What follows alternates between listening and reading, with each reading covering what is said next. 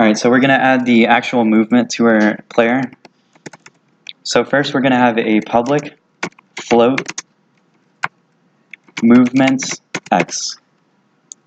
And we're going to copy and paste that and also create one for y. So what we're going to do is every time you press W, we're going to increase the y. We're going to set the movement y to 1, and then we're going to move the rigid body based on that value. It'll make a little bit more sense once we actually implement it. And we also need a float for the speed.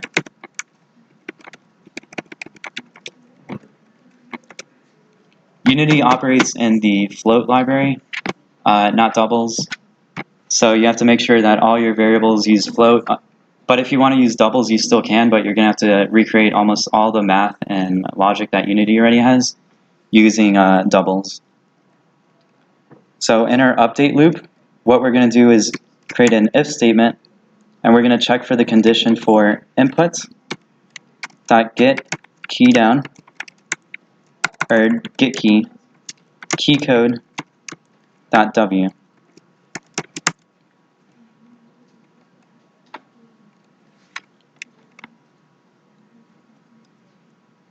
So whenever it notices that the W key is held down, then this condition is going to return true.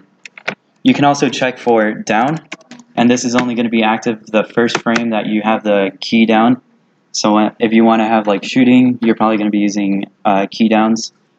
You can check for key up, which is the same thing. It's going to call whenever you let go of that key. But we're going to be checking for when you have it held down. So if it's held down, then we're going to set movement y equal to 1. Now we also need a else condition for when we have w down. S down. So what we're going to do is do the same thing, but we're going to set it to -1. And if we have none of those two keys, we're going to set it to 0.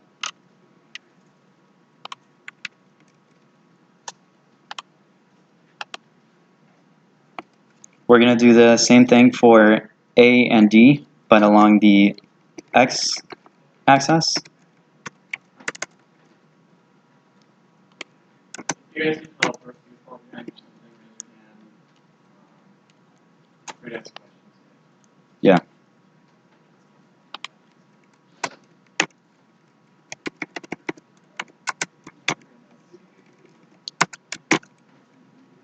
So whenever you press D, we're going to want to move you to the right, which is positive in the X direction, and then when you press A, move you left in the X direction. And if you have nothing, then we're going to not want to move you at all.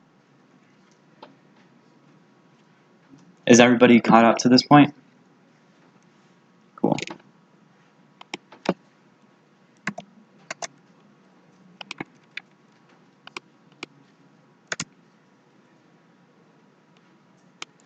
Here we're going to keep a private reference to our rigid body, and we're just going to call it rigid body.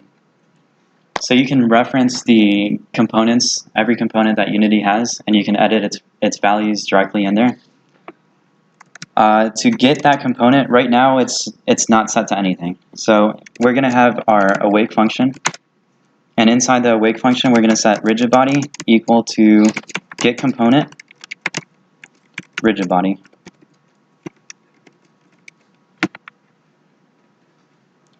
They should be using IntelliSense to autocomplete things. I'm going to try and fix that once we get to lunch. But this is how it should be typed out. Mono behavior lets you get components. You can also add components and also remove components. So getting component is what we're going to do is on our capsule, this player controller is going to search all the components on that game object and find this rigid body. Once it does, it's going to assign it to this variable, and now we have a reference to the rigid body.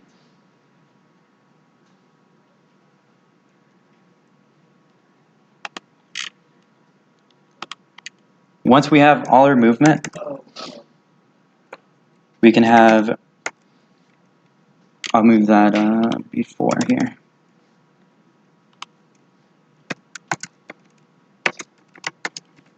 We're going to add force. And what we're going to do is create a new vector 3.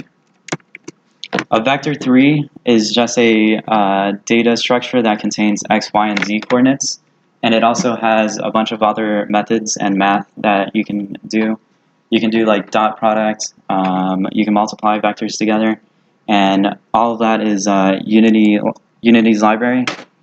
And to declare a vector 3, you need to input a x, y, and z. So what we're going to be using for the y is 0, and we're going to be using movement y as the z value. Because if we move it in the y direction, that would be up and down, and we don't want to have it jump around or anything. We just want it to move on the plane. Following this, you can also add in force mode options. So we're going to change the force mode to velocity change. So what that's going to do is create an instantaneous shift in its velocity, and it's going to shift that velocity to this vector 3 right here. I'm going to move that over here and call it velocity. We can put that in there.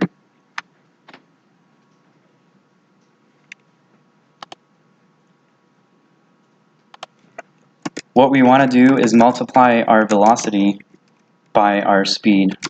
So we can use it just like we were multiplying two integers or two floats times equals, and that'll multiply the entire vector 3 by that value.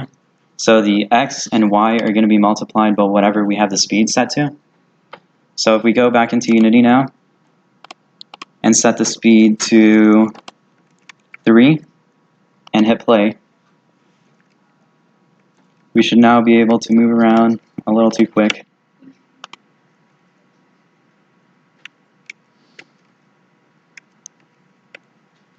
You can see how it floats around. We can increase the drag on this rigid body and make it more responsive.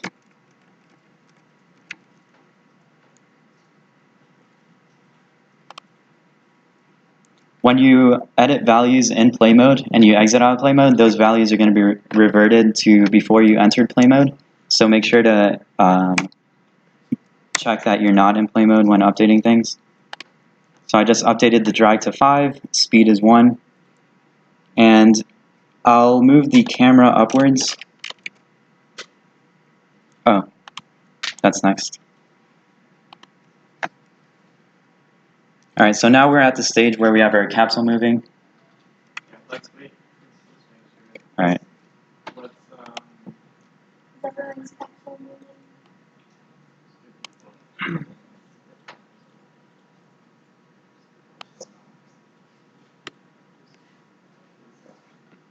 Does anybody have any questions about anything so far?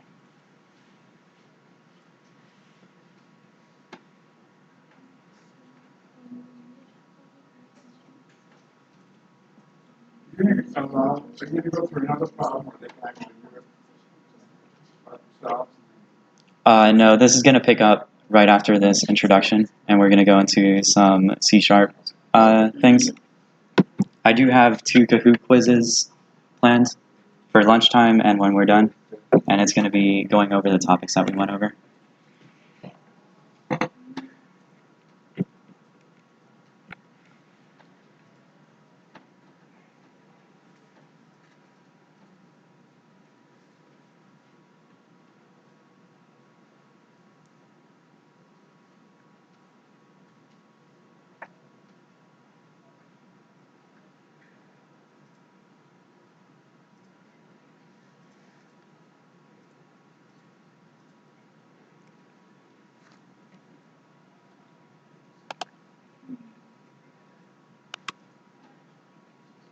Up next, we're going to be working on a camera that smoothly follows you around.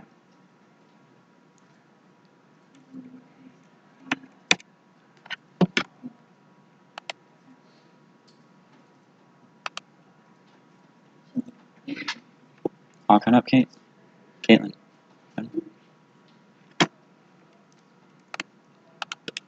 Alright, so let's create a empty game object, and let's call this our camera holder.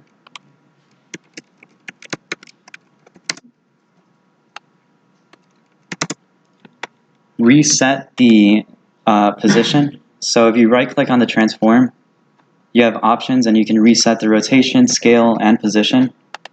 Make sure it's at 0, 0, 0, and drag the main camera onto the camera holder, and that'll make it a child of that object. So now if we move the camera holder, the child follows with it, and if we rotate it also, the child's going to follow with it. So let's switch into the game view, and let's rotate the camera holder to about 45.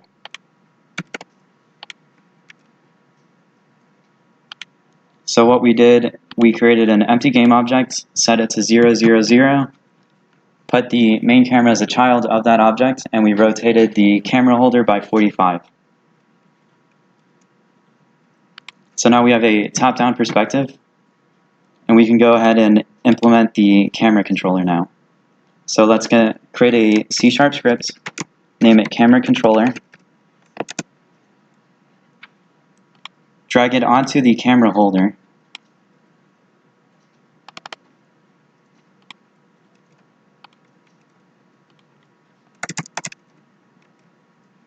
and we're going to create a public float, and this is going to be the speed that it follows you at. And we're going to create a function for fixed update.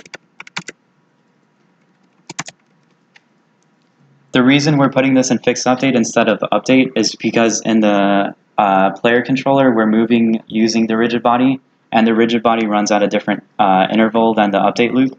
So the physics loop runs every 0.002 seconds, and you can modify how quickly it runs. But the fixed update is going to run at that same interval, and that's how you're going to be interacting with rigid bodies and physics. So, yeah.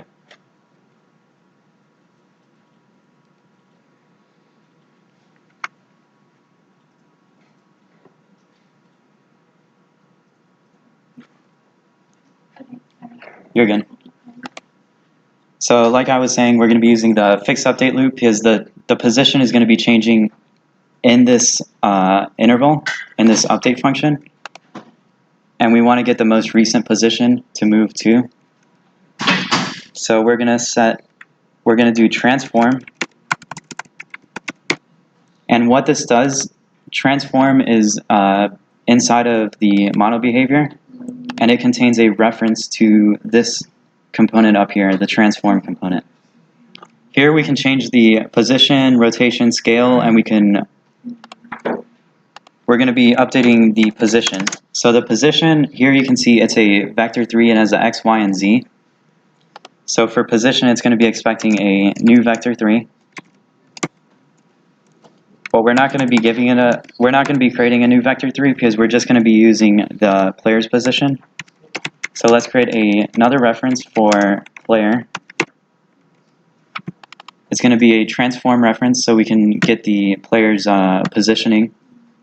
And we're going to set the position equal to player.position. So all we're doing is moving the camera controller to the exact position of the player.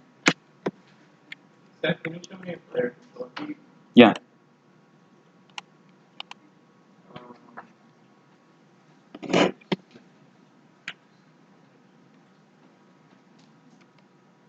For the player controller, we're creating a vector 3 for the velocity, and we're setting it equal to the x and y that we got from our movement code. We're going to be multiplying it by speed, and then we're going to add force, and the force mode is going to be a velocity change to make it instantaneous.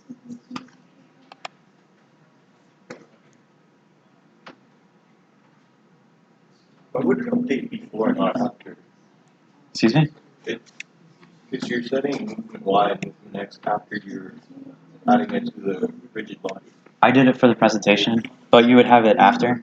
It really doesn't matter because here, what would happen here? You're just skipping one frame, and it doesn't really matter because you're running at like probably over 100 frames. Okay. but you would have it right after, and then you would get the values that you got from that method.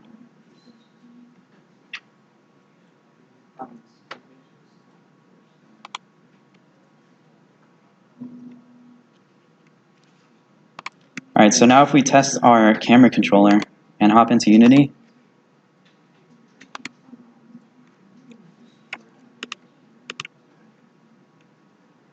you can see it's not moving with the player because we haven't set we don't know what to follow right now.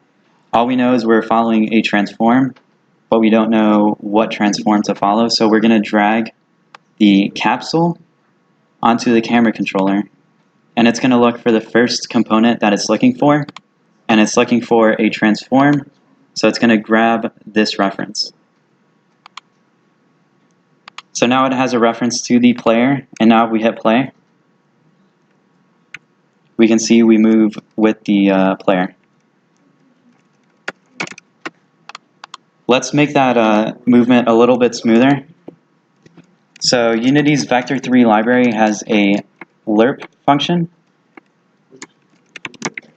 and it'll interpolate between two positions. So the first position is going to be our current position.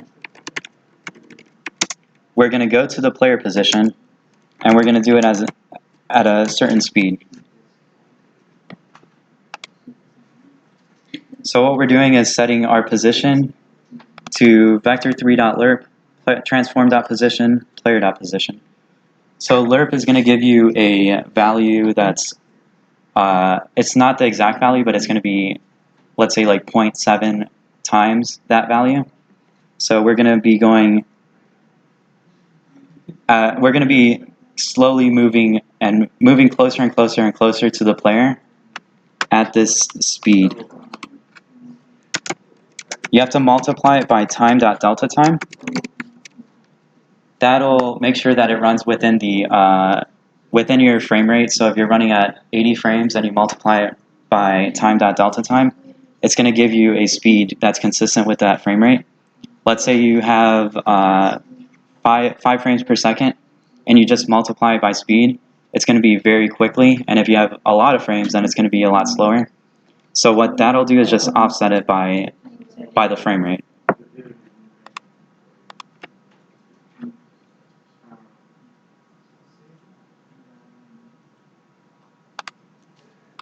Now if we try it, it's not going to move unless we increase this speed variable. So I'm going to set it to 7.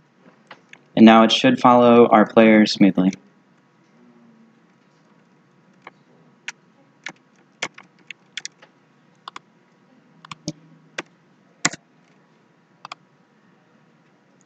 So this is the entire function for our camera controller.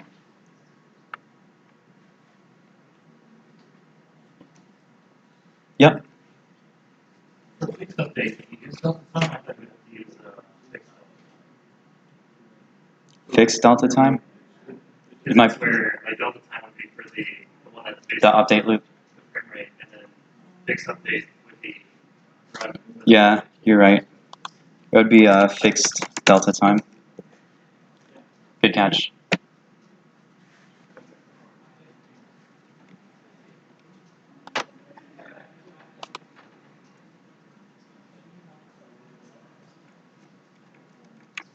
Nice. All right, are we ready to move on? Is anybody stuck on anything right now? Yep. My camera is really, really close to my player. Actually, Yeah, I was Do you have your camera holder? Okay. I didn't set the Y in for that one. If you move around the Z, once you have this camera controller, you can zoom in and out. But you have to make sure that it's a child of this camera holder. And this is how it basically looks. So this camera is rotated all the way down there, following the camera holder. And we can move it back and forth.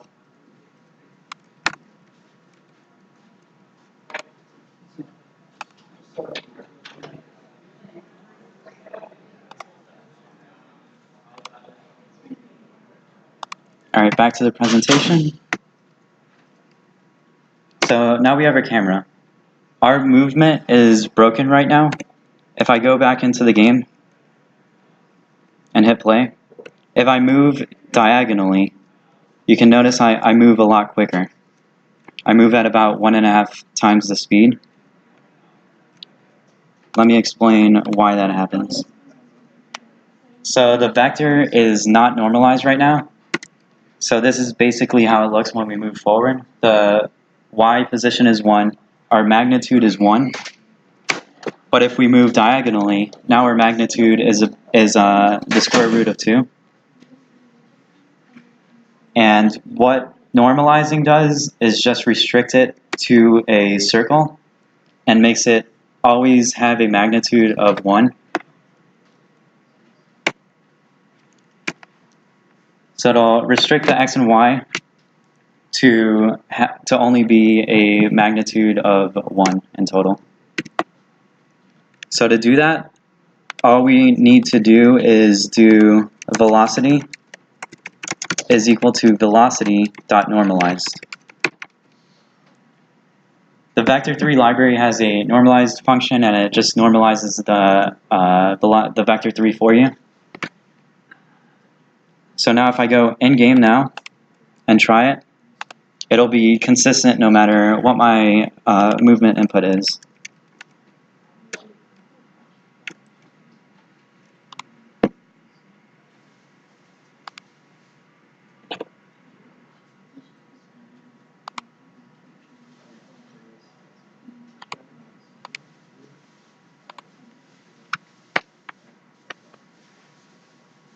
I'll wait a second for everybody to catch up.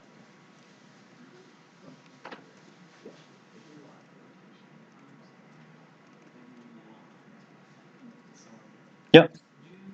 Say you explain it. Yeah. Here, let me pull up a GIF, because it makes a lot more sense in GIF form.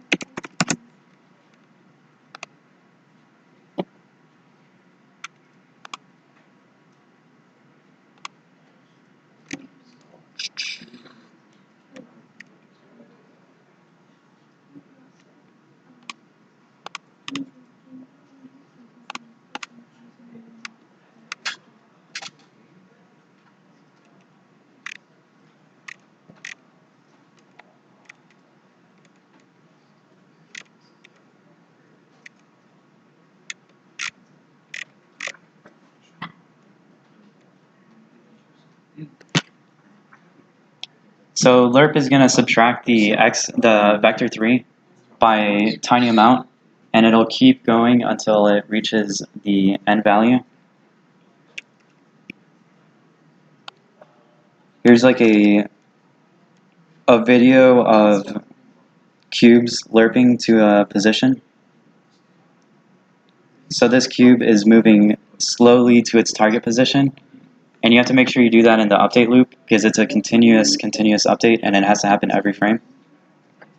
And we multiply it by fixed delta time because we need to make sure we're consistent with the frame rate. If it's like 5 frames, this loop is only going to be called 5 times. So you want to make sure that it's consistent across all frame rates.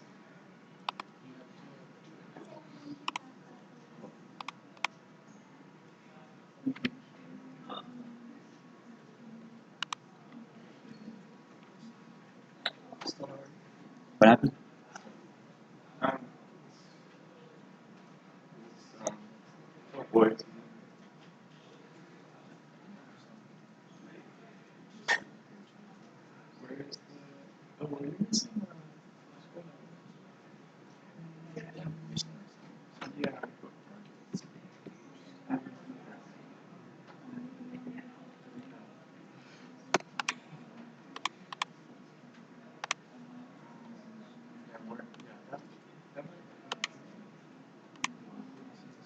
Oh,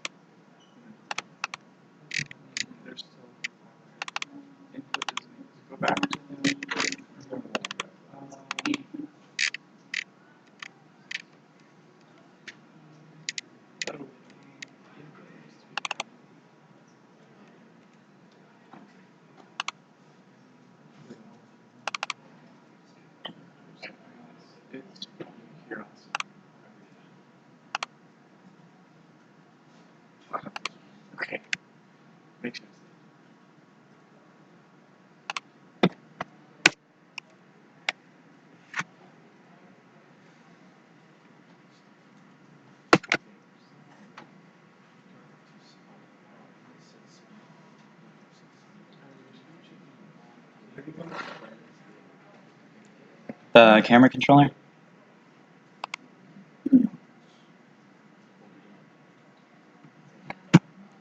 One sec, I'm refreshing Visual Studio. Hopefully I can get the IntelliSense working.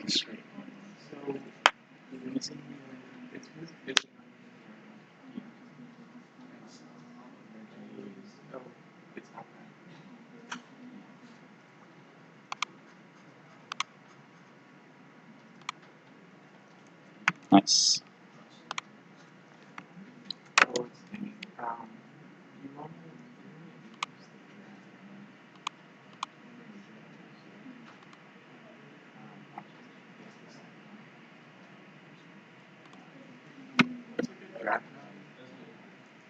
Five.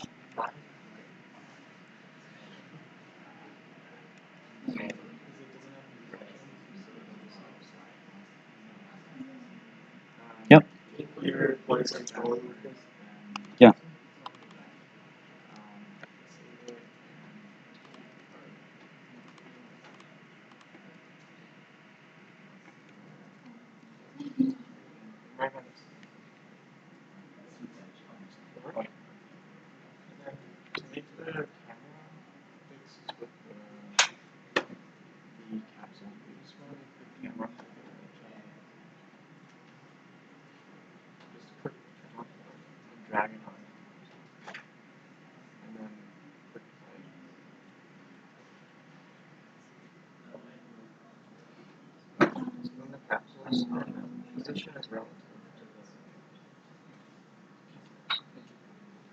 All set up.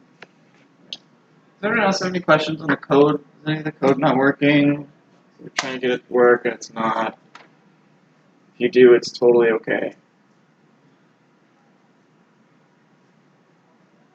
Okay. Cool. Anyone against us moving on slowly? Yeah.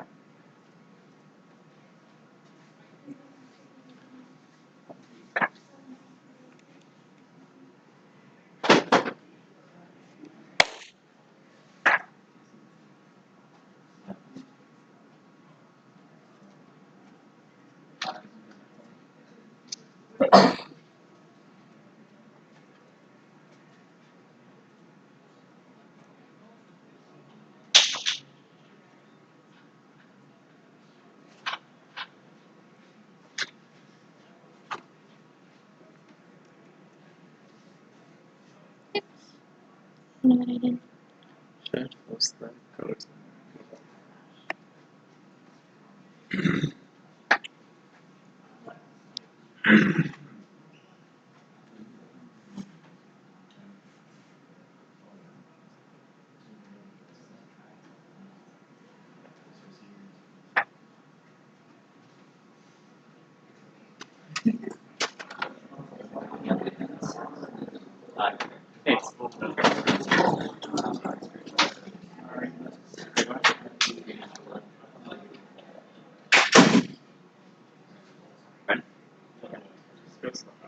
Yeah.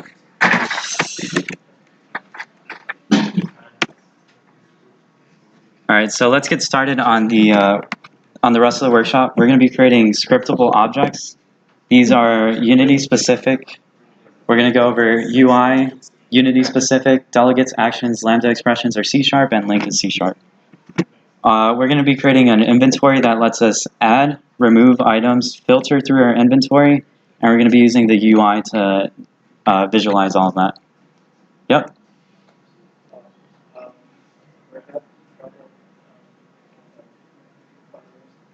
With the player.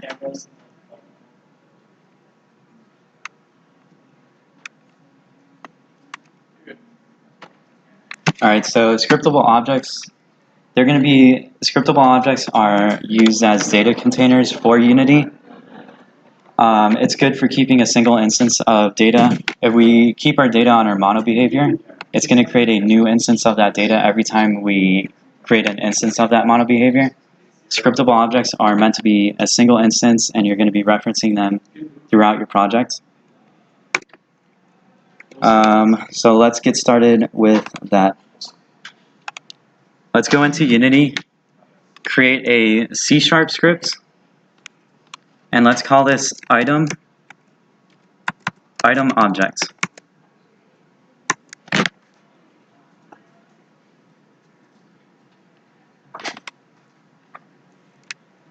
Unity has a scriptable object that you can inherit from. It's basically just like a mono behavior, but it doesn't have any of the runtime features. Scriptable objects are just meant to contain data. It's not supposed to be having any logic to it except for like static logic. Let's say you have a reference to a sprite and you have that location to it. So you have like sprites, sprite.png, and then you have a string pointing to that sprite. You would have a method that would look for that sprite and then assign that sprite to that instance. But we're just going to be using the Unity editor to create everything. So first off, we want to actually create this actual asset. So we're going to do create asset menu. And this attribute is going to be looking for a default file name, and this is going to be what it calls the file name by default. So we're just going to call this item. Menu name. This is the menu that you need to go through to open up to create a new instance of this item. It's going to make a lot more sense once we actually write this down and see it in the engine. And then order. This is the order inside of the menu. So we have multiple things under scriptable/item. We can change their order directly from here. So right now this is going to be the first thing in the list. Now if I go back into Unity and right click and hit create, now we see this extra option for scriptable, and we can click on item. And by default it's going to name it item like we set up, and let's just call this apple. So now when we click on apple, we can see the script item object, and it doesn't have any variables right now. So we can add variables to this object. Let's create an integer for the ID, a string for the name, and a sprite for the icon.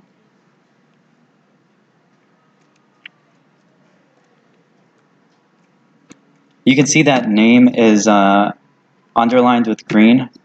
That's because Unity uses the name variable already for the game object name. So all of these are named name. So what you need to do is override that value for the script and just add new to it. So this is going to create a new, this is going to override the previous value of it. If you don't have new, it's going to do the same thing, but it's just going to have that warning. So now if we go back into Unity and click on our apple, now we can see that it has all these different attributes. I can create different items too. So I can create a hat. I'm going to set the ID to the hat to 1, name it hat. For apple, we're going to set the ID to 0, and we're going to name it apple. For the sprite, we can just use the default sprites that come with Unity. Just use any sprite, doesn't really matter. Just make sure that both scriptable objects have a sprite attached to them.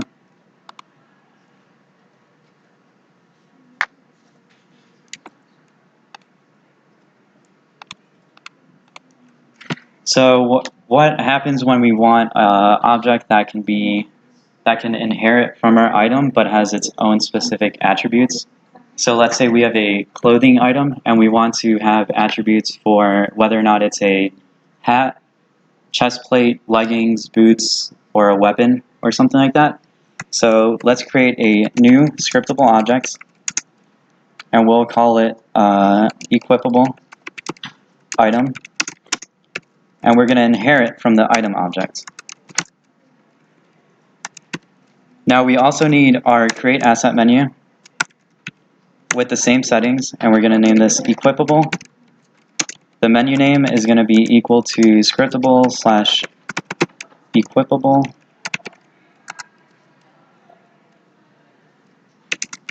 And the order, we're going to set it to the next one after item.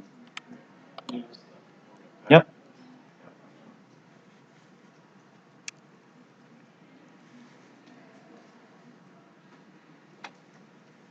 Does anybody have any questions about scriptable objects?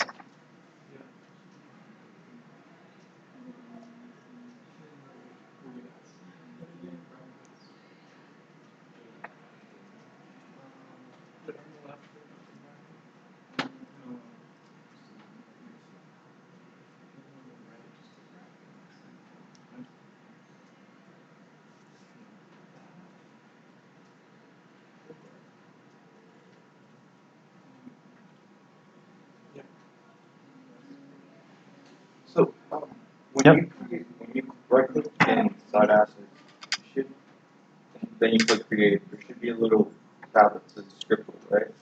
Yeah, it's going to be following your menu name convention. Yep. So this first is going to be the first option, and then this is going to be the drop-down after that.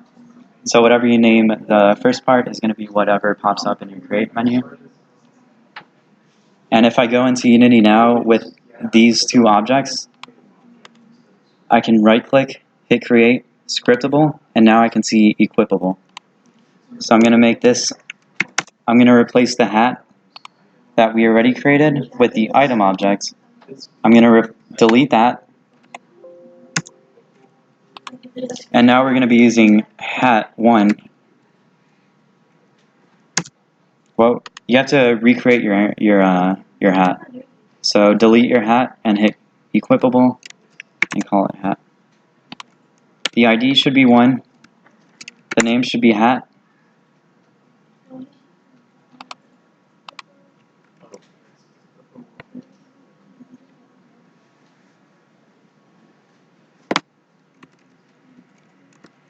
Now let's create an enum. So an enum is just different options that you can select to describe this item. So we're going to have a hat option, we're going to have a chest option, and we're going to have a boots option.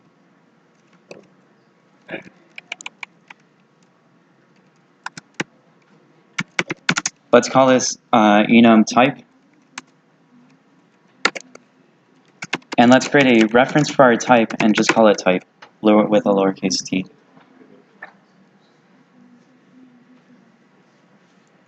We're going to do the same thing for our item. And this is going to be what we use to filter through so we can categorize it for food, equipable, key, and just generic. So now we can create our scriptable objects and describe what they are. Yeah.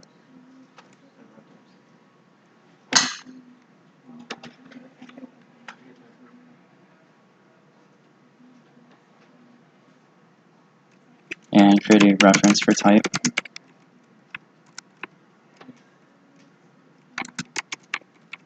Category.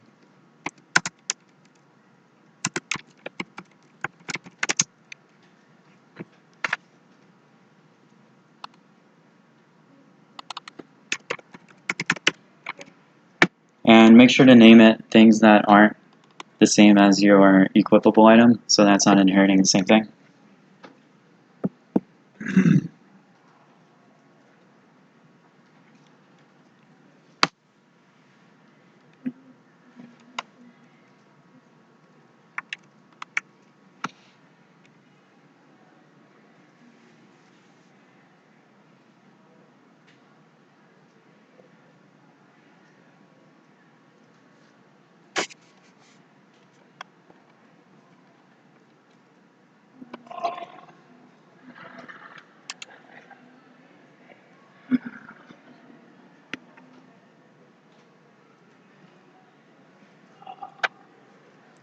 Is everybody caught up to this point? When I click, I didn't have the scriptable items. Excuse me? When I right click it to create, Mm-hmm. I need to see scriptable items.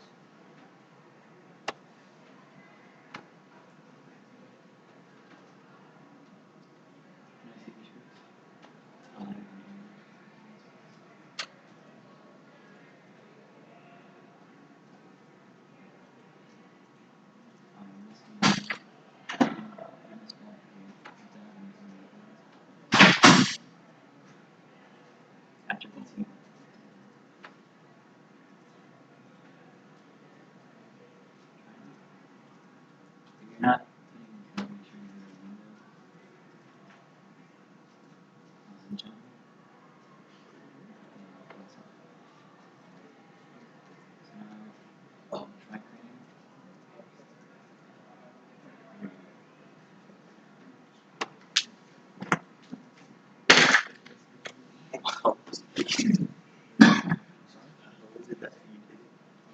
Oh, he had an error in his project. Do you have any errors in your project?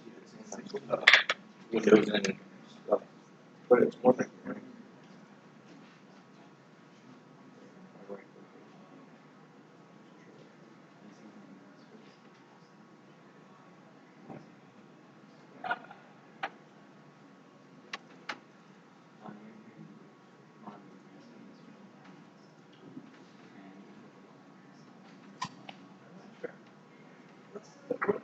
Object's purpose.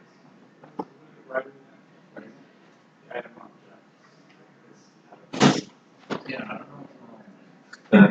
What is it?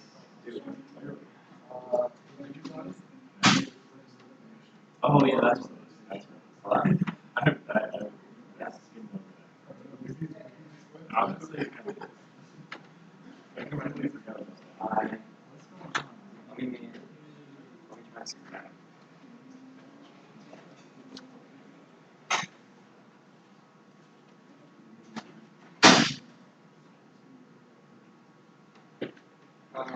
Yeah, what is the item object? Yeah, I'll explain it. So if you have a game like an RPG and you have like apples, weapons, clothing items, you want to keep references to things like their sprite, what category they are, IDs, names. So whenever you want to display that in the UI, you have to have a reference to their icon. You want to keep a reference to their name and all the different options that belong to it.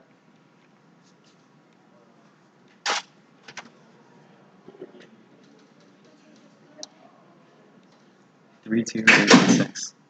32816.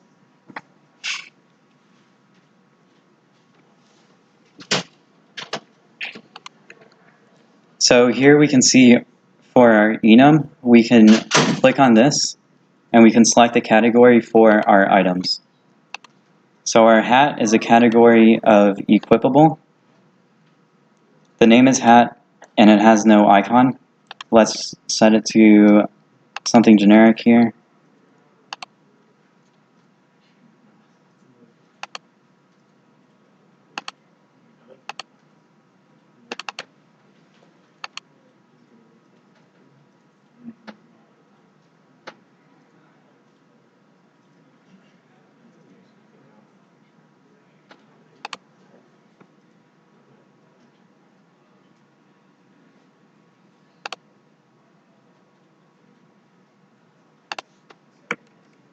What the heck?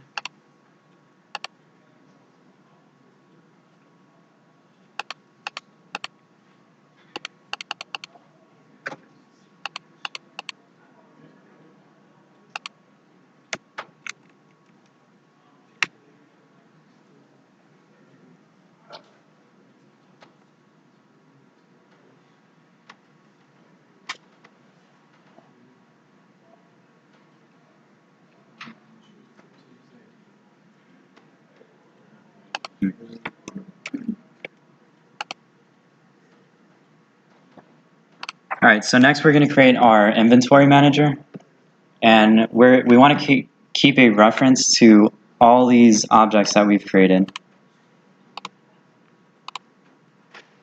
So let's create a new folder, call it resources with a capital R,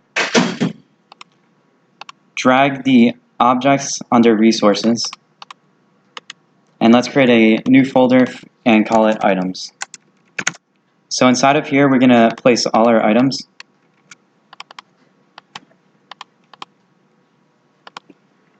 If you guys have ever played Hearthstone, this is what they use to keep all their data for all their cards. So they have something similar to this. They're all scriptable objects, and for every card, it's a separate scriptable object. It keeps the references for like all the different values for it. Let's go ahead and create our inventory manager. So go back to assets, create C# scripts, and let's call it inventory manager.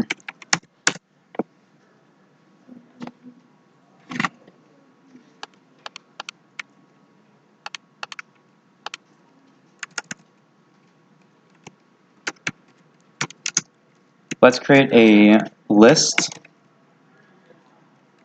of item objects. Let's actually create a dictionary.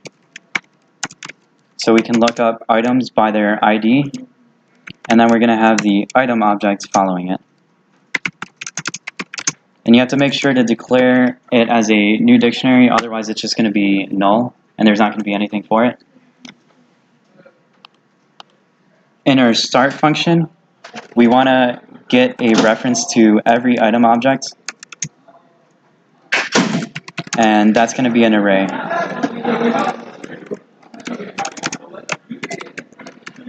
Unity has a resources function, and we created that resource folder because this resource function lets you find resources using that folder. And what we're going to do is load all, and it's expecting a type. So we're going to load all types of item objects at the following path. It's going to be under items. So it's going to look through every single resources folder that you have, look for the items folder, and then it'll return all of the item object types inside of this folder.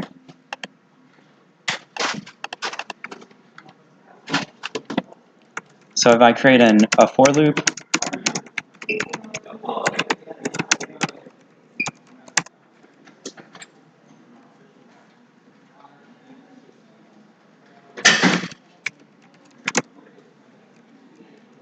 I can find the ID and just output it. So what this is going to do is go through every single item that we find under the resources items folder, and it's going to output the ID for it. So if I hit play,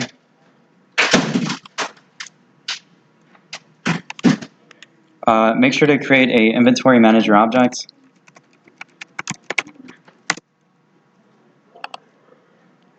Drag and drop your inventory manager component, and now when I hit play, it should output to the console.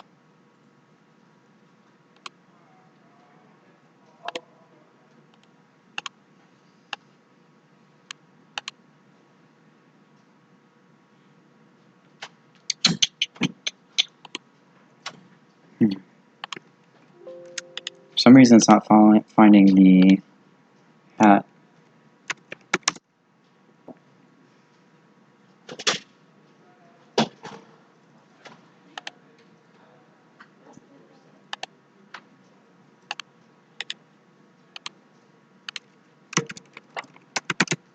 Don't copy this down. I'm just going to make sure that this works.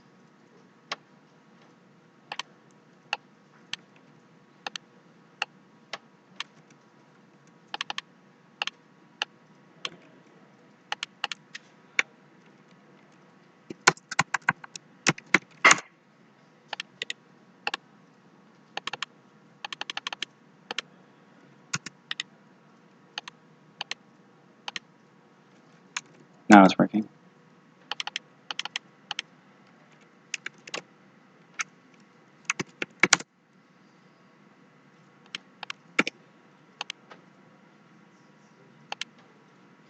Alright, sorry about that, guys.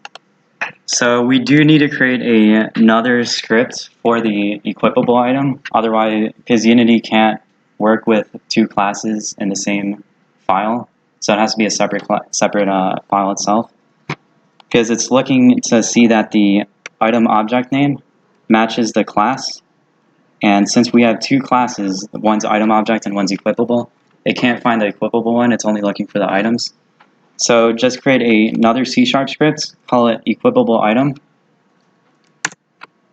Just take your code from item objects that you had for the equipable and just drop it into here. So this is how the two scripts should look.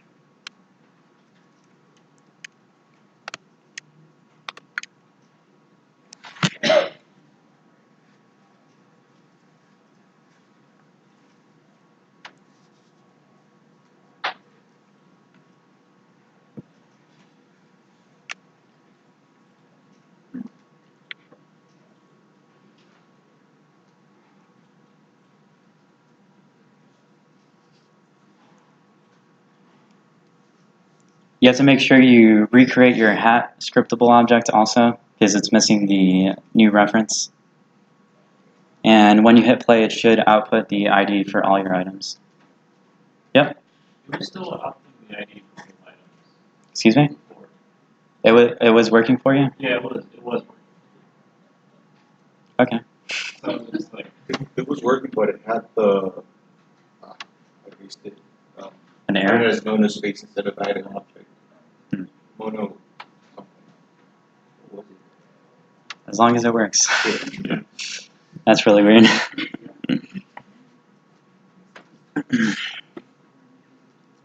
So moving on to the inventory manager, we want to fill up our dictionary now. So we're going to add to our dictionary.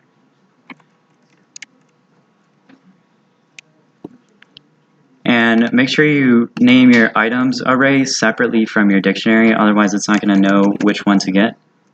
So items.add.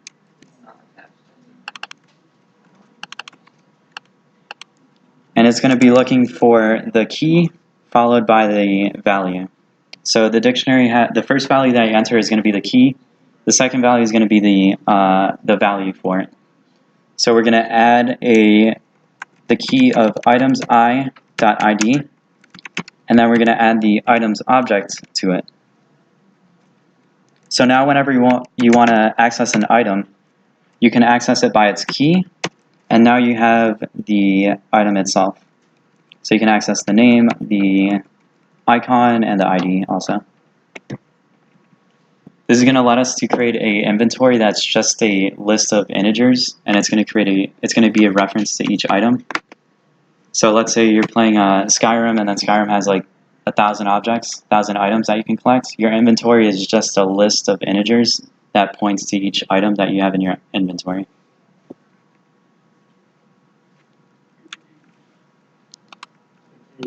you renamed your array, right? Yeah, make sure your array of item objects that you get from whenever you load all the items is named separately from your dictionary. And you're going to still iterate through the items array. But you didn't change the inside of Yeah, you're right. Good catch.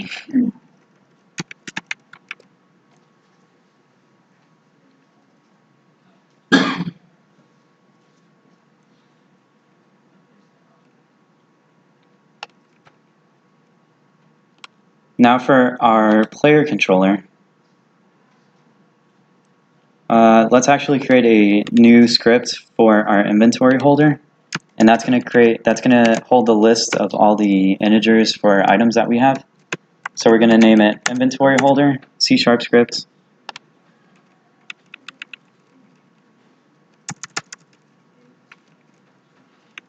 And it's going to be a public list type integers, and this is going to be items held.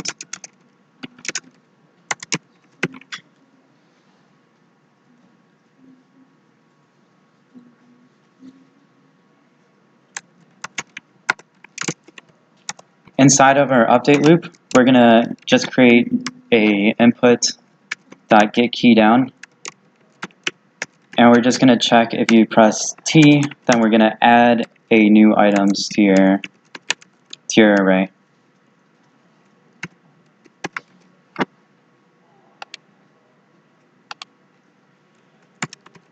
Let's create a public method for adding an item.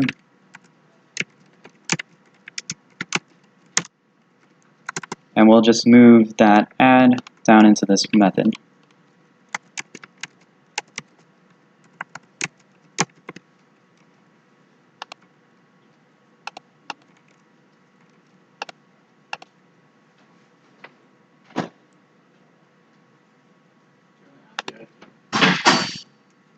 Yeah. And then let's debug.log added item. So now we have the ID, but how do we get to this dictionary inside of Inventory Manager? Let's create a static reference to this Inventory Manager. So create public static Inventory Manager and call it instance. And in our awake function, we want to set instance equal to this. So we're going to have a public static variable that's pointing to this mono behavior. You only want to do this for things that are going to be used only once in the scene. You're never going to want to have more than one manager in the scene. And the reason we put in the awake function is because that's the first function that runs in the game, and we want it to run immediately and create that instance in case another mono behavior tries to access this inventory manager in its awake function.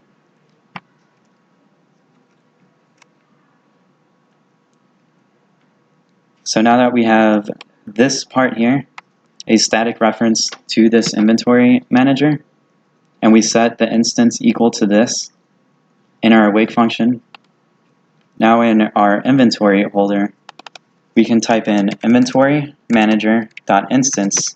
Because it's static, now we can access it. And now we have a reference to that instance of that object. Now we have access to the items dictionary too, and we can get the ID and the name. So right now we're going to output the name of the item that we just added. Is everybody caught up to this?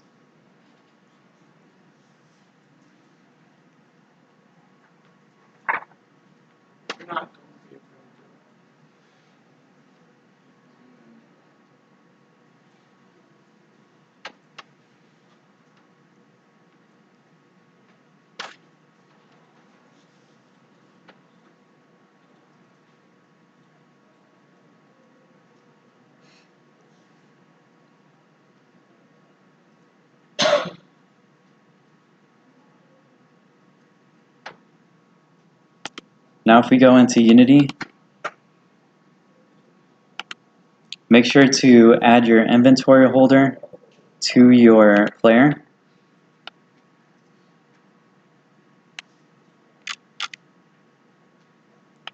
And it contains a list of all the items that we have held. So when we hit play and hit T, you can see that list grow. And in the console, did I name this? No. Make sure your items are named.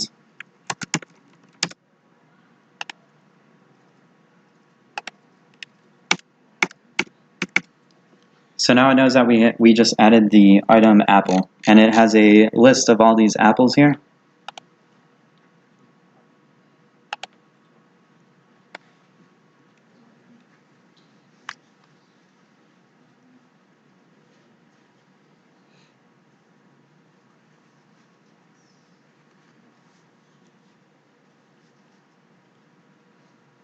Up next, we're going to be working on UI that will display all the items that we have in our inventory.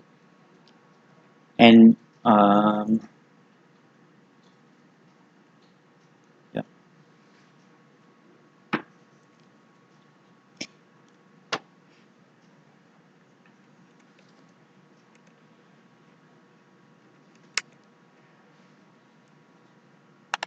I'll keep this up for another second.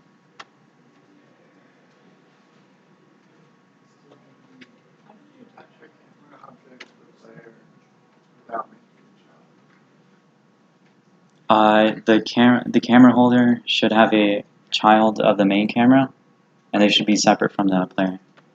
How do you do that? So on the camera holder, make sure you have your camera controller. And in your camera controller, we have a update loop that sets the position of it equal to the player's position.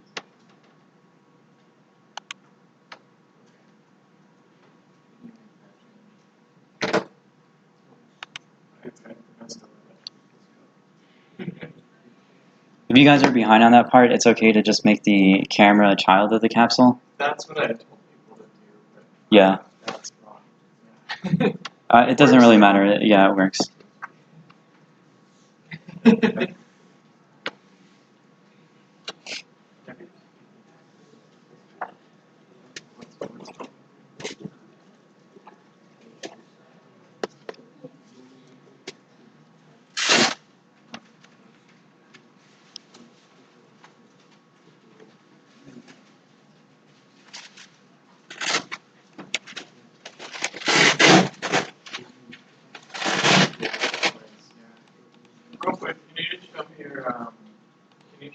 your equipable item code?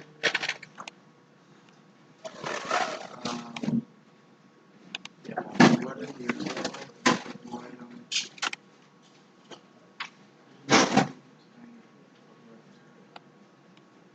Do you have a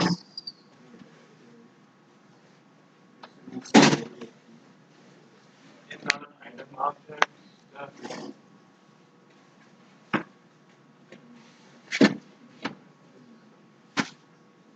Your item objects?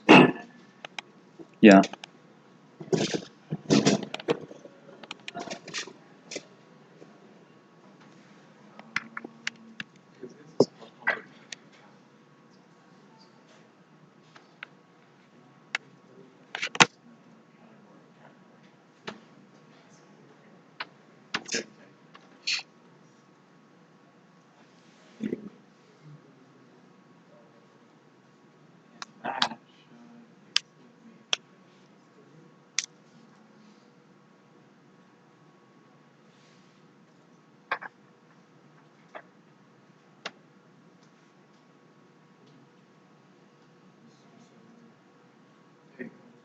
Yep.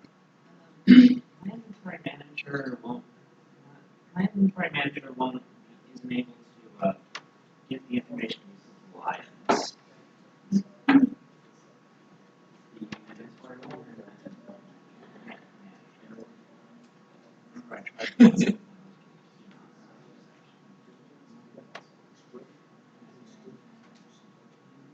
those are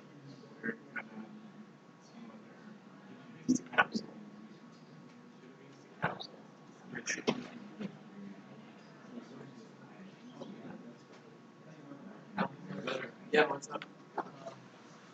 Oh, I don't know anything around me either. I'm confused.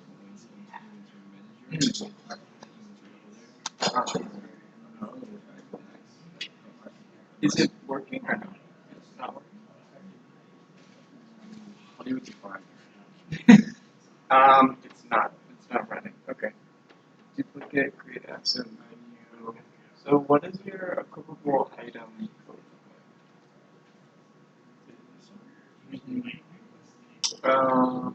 Right. That one. And then your item objects. Zero. Cool. Right. And that one.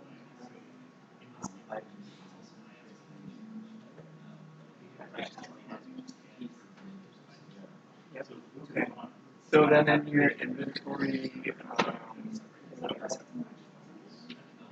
add item zero.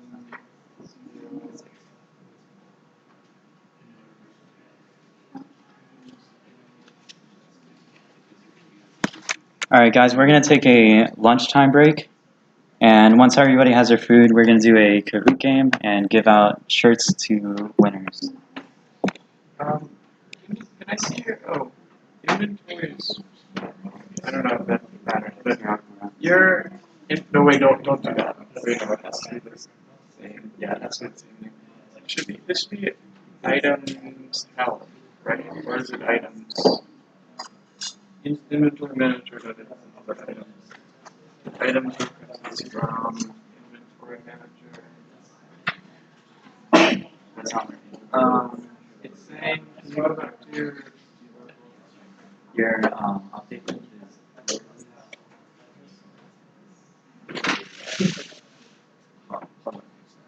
is is it duplicate? I feel like I'm just having problems with spelling things. yeah. What's it so fun about being called a bajillion random numbers? You have no idea. You have to just know how to spell. And if you misspell them, it'll break. Yep. Good. Last time I tried to make a mini game, and like I couldn't figure out how to do something. I spent literally like 4 hours trying to figure out how to do it. Turns out it was some function that you just have to know what it's called and then avoid like the time to sort of okay. Yeah. Let's try to do the things like while they're honest. Okay, they're just a method. But typically,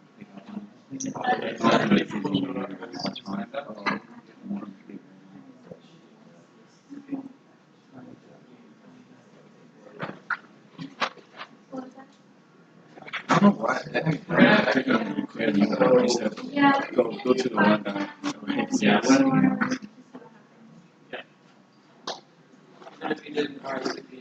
Yeah, good because we did not get any. Don't worry.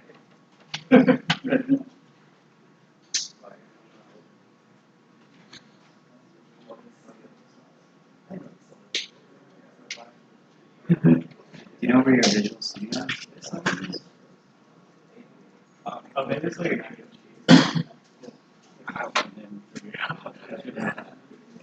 You're just missing a reference for visual studio.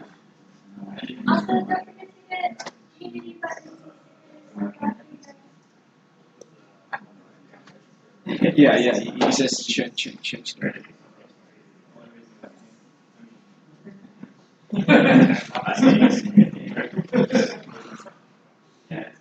only for the brand.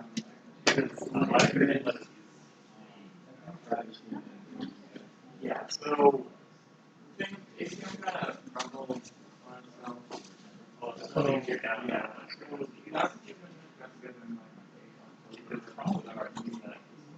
in and yeah, we want to get something happening for that. We had to do it.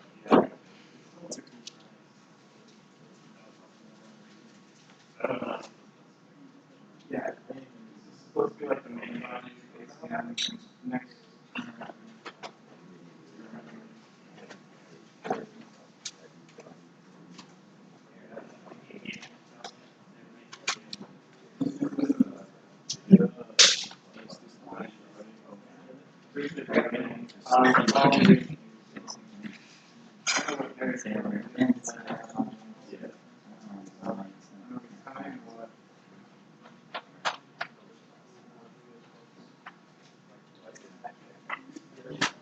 Yeah, it's like a big, broad, like general it's like CSS.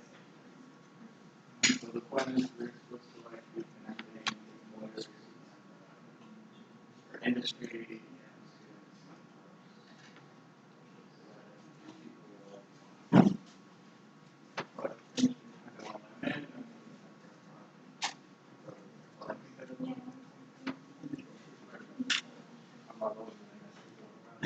Yes.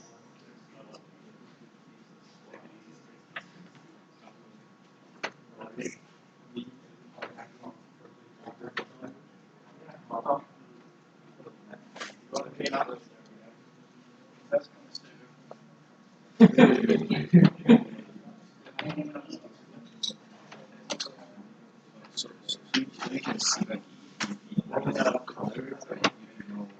Yeah, once I changed the now I can A lot of more people, less people know that. Because they like to do their photo. It's actually the same.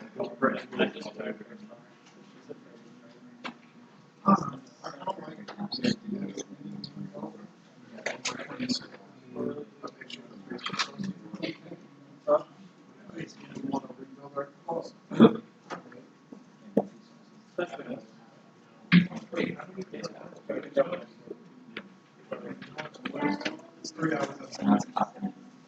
So I don't think I've had to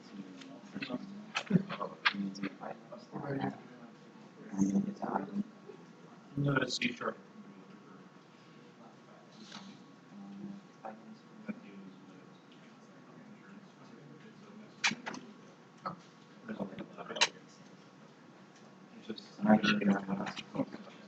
Yeah, that's what good. If you haven't gotten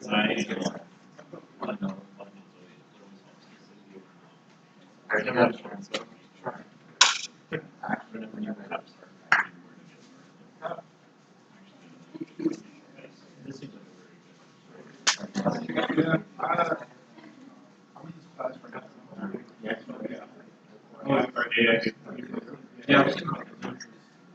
That's basically what this is. It's not very light on the AI front. It's mostly just learning how to what you say. But,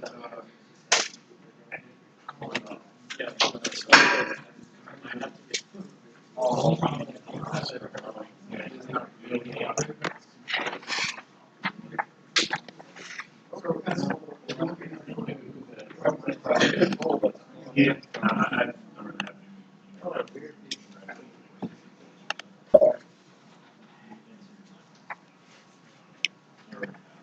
Alright, we're gonna do a Kahoot, and I'm gonna give out shirts to the top 3 winners for this one. Only 3 players joining with full friends.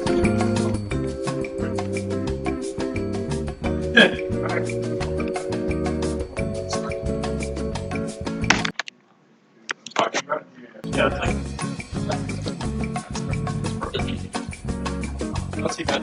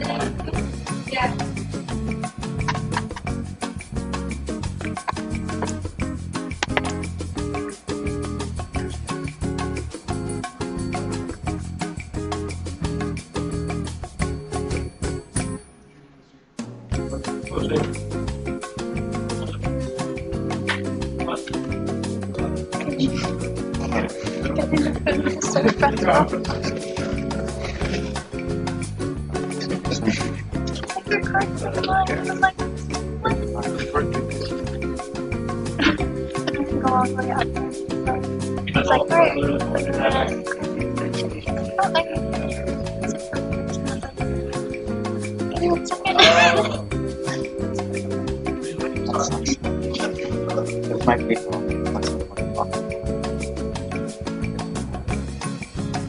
green screen.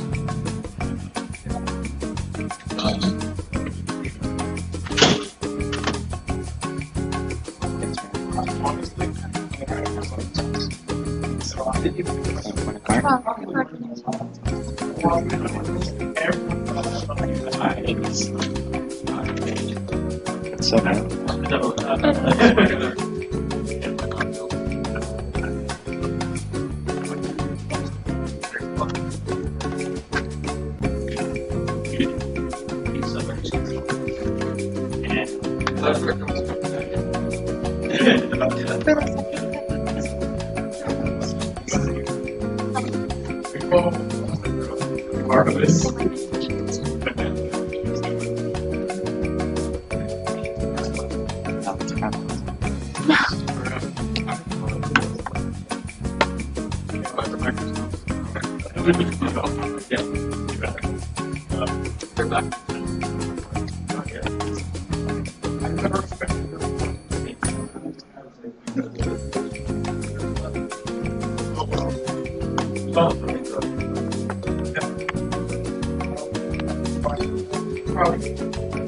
We lost the player.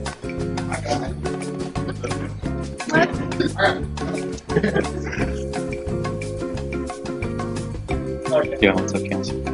It's been a minute. Yeah. Been a little bit stressed out, like somehow I planned this the exact way we're going, not much time. Did you really? Yeah, we had something at lunchtime slide. We're in the here right now. This is where we're gonna start. That's really funny. Solid time. Yeah.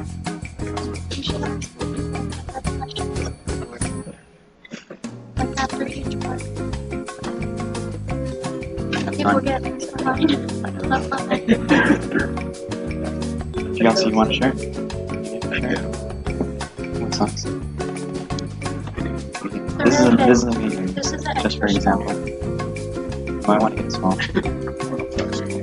Yeah, I'm gonna have to replace this one with small. That looks fine on you. I'm gonna cut it out. Yeah. Ready now? Probably been doing that a long time. It's fine. Very like medium.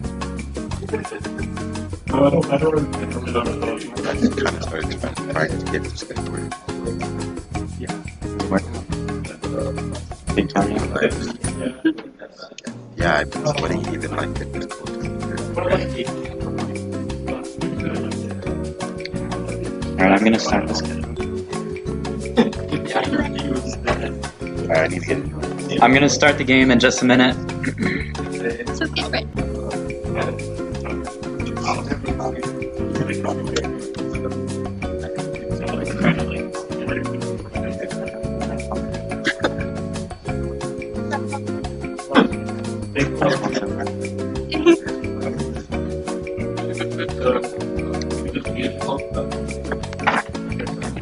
Alright, are you guys ready for this game?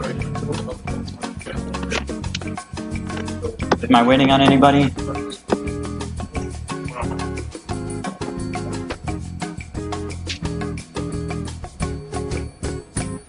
You ready, Hank?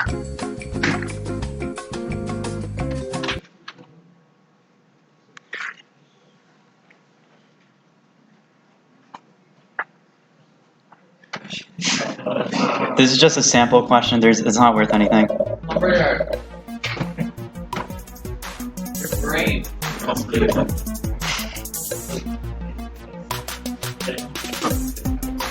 The real world.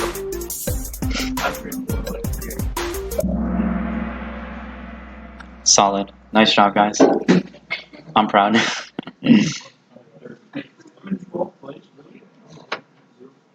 Joe. Who's Joe? Alright, so now the game's gonna start. It was worth 0 points. Relax. Oh, it's something that happened before.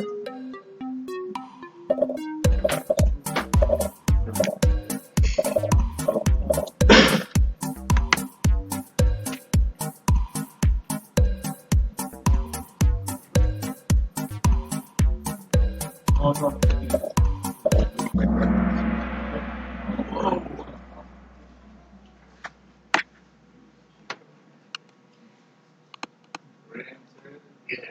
Can you explain why that was the right answer after that? Yeah, I'll go through and explain all of them.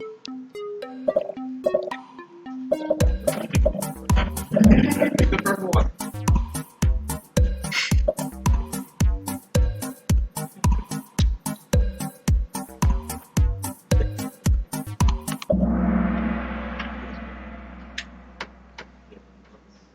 Oh, I think it was deleting.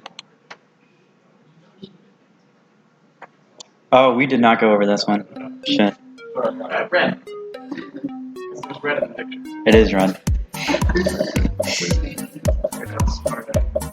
Sorry, guys. What? Dang it, I can't wait. Guys. Oh no.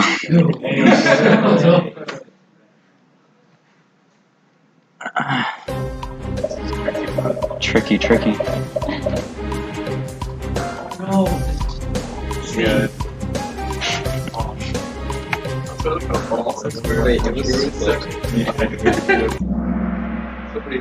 It's gonna restrict the magnitude, not the X and Y. Yeah, I'm still there. I think I'm right now.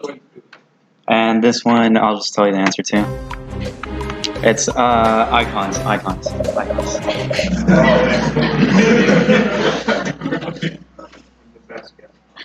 Nice job.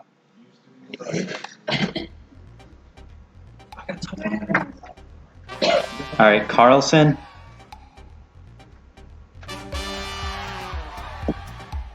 Zach and LJ.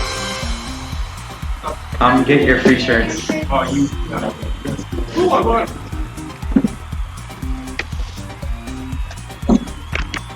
Oh, it's spelled up. We'll be doing another one at the end. It'll be everything that we covered. Can you look at the question? Yeah.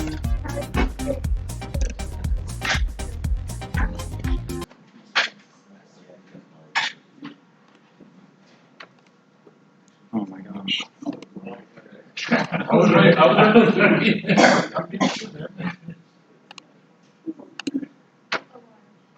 I think the first one's self-explanatory. The prefab is meant to be copied, so it's just going to be like a skeleton of an object, and then you replace it with all the values that you want for that object. So let's say you have an inventory. So we're going to be using prefabs for our inventory. Each item is going to be a prefab, and we're going to just duplicate that prefab and add it to our UI for every item.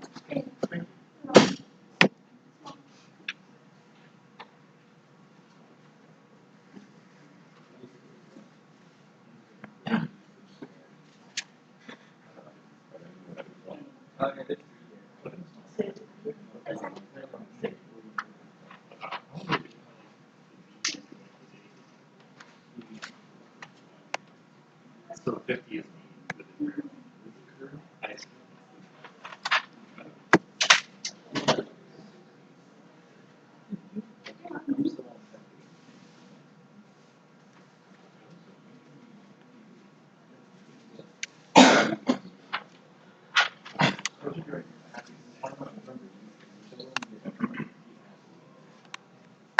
it's not like that. So you still have to get above this or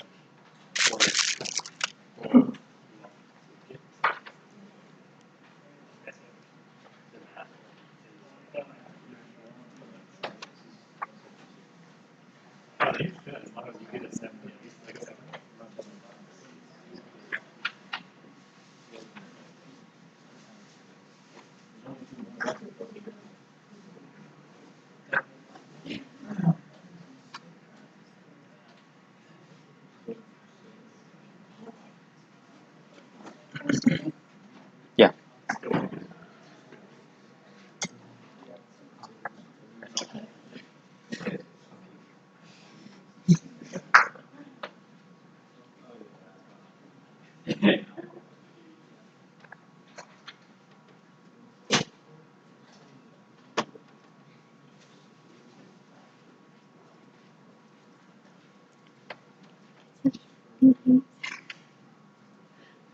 All right, is everybody ready to get started on UI? Yeah. Nice. Event system. All right, so the UI in Unity requires that you have a parent of a canvas at some point, and the canvas is just going to be a way of rendering it, and it defines how big the screen should be for that UI object. Events are powered by the event system, and Unity has a pre-made library that has a bunch of different features like images, buttons, lists, sliders, scroll views. You can create drop-down menus, a whole ton of things. So we're going to be only using images, buttons, lists, and scroll views for our inventory. So let's go into Unity, and let's create a canvas. So when you create the canvas, it's going to create an event system. The event system contains information about where your mouse is, what you're hovering over, and whether or not you're clicking. And it requires a standalone input module, and that's just going to listen to your mouse input. And if you have it set up, also you can listen to keyboard events to move around the UI. Our canvas has a canvas scaler, and a graphic raycaster. A raycast is just like shooting a line into an object. So the graphic raycaster is going to shoot a line out of your mouse onto the canvas, and then it'll listen to see what you're hovering over. Our canvas scaler, you can set it up to scale with screen size. So let me show you an example of how that works. You don't need to follow along. But if I hop into here and I go into the scene view and hit 2D and scroll all the way out, and you can press F to zoom in on the camera, on the canvas. And if I have it to here in the top left, and I set the position to -200, -200, and I go to my canvas, if I have it right now to scale with constant pixel size, it's just going to scale no matter what. If I have it scale with screen size, I can set up a reference resolution that it's going to follow and try to match that width and height depending on what I have. So I can either have it match the width or I can have it match the height, and I can modify what those values are. Let me switch to standalone 1024 by 768 and set those values to that. Now if I go into free aspect, it's going to stick onto that and scale with that screen. So that's if you're making responsive UI and you need to work on mobile, or if you're working on Android, you need to have this because of all the different screen sizes that it has. For now, we're going to be creating a UI scroll view, and inside of here is going to be our inventory. We're going to be able to scroll around through our inventory and look at all the items that we have. We can set the width to 500. If you're not getting as big, you put 2D at the top. Yeah, make sure to mark 2D on your scene view. Yeah, and then just scroll out. The canvas is like a really huge window that's like in front of your entire scene. Yeah.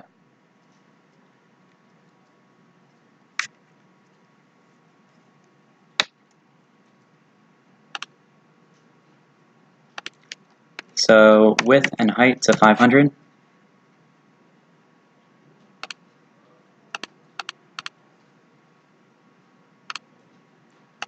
Sorry, 200 seems more accurate.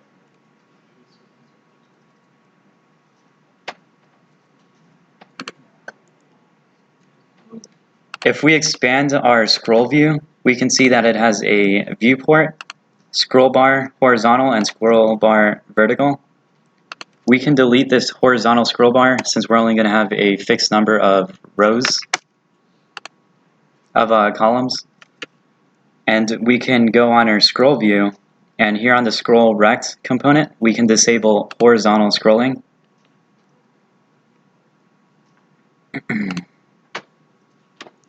And it's going to scroll as big as the height of this content. If we expand viewport and go to content, this scroll bar is going to be as big as this content.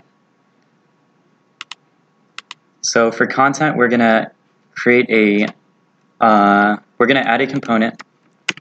We're going to add a grid layout component to our content. And now if we create a UI button as a child of content and duplicate it a whole bunch of times, you can see that it's going to create it's going to lay it out in a grid. To duplicate, just right click and select duplicate or Control D, and you can create a bunch of these. Our content, on our grid layout, we can specify a constraint on a fixed column count, and we're going to want a fixed column count of 4. And we're going to change the X and Y to 50.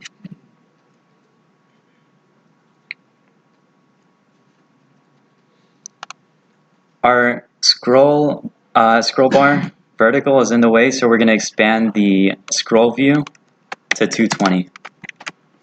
So we have a scroll view with a width of 220, height of 200. The horizontal bar for the scroll rect is disabled, and we've deleted it from the scene. So right click on your horizontal scroll bar and select delete. And now you should have a viewport and content, and your content should have a grid layout group, cell size of 50, 50, fixed column count constraint, of 4. You can also set padding. It's not really necessary for this example, but it's there. So let's delete all those extra buttons and keep only one. And let's rename this button to item.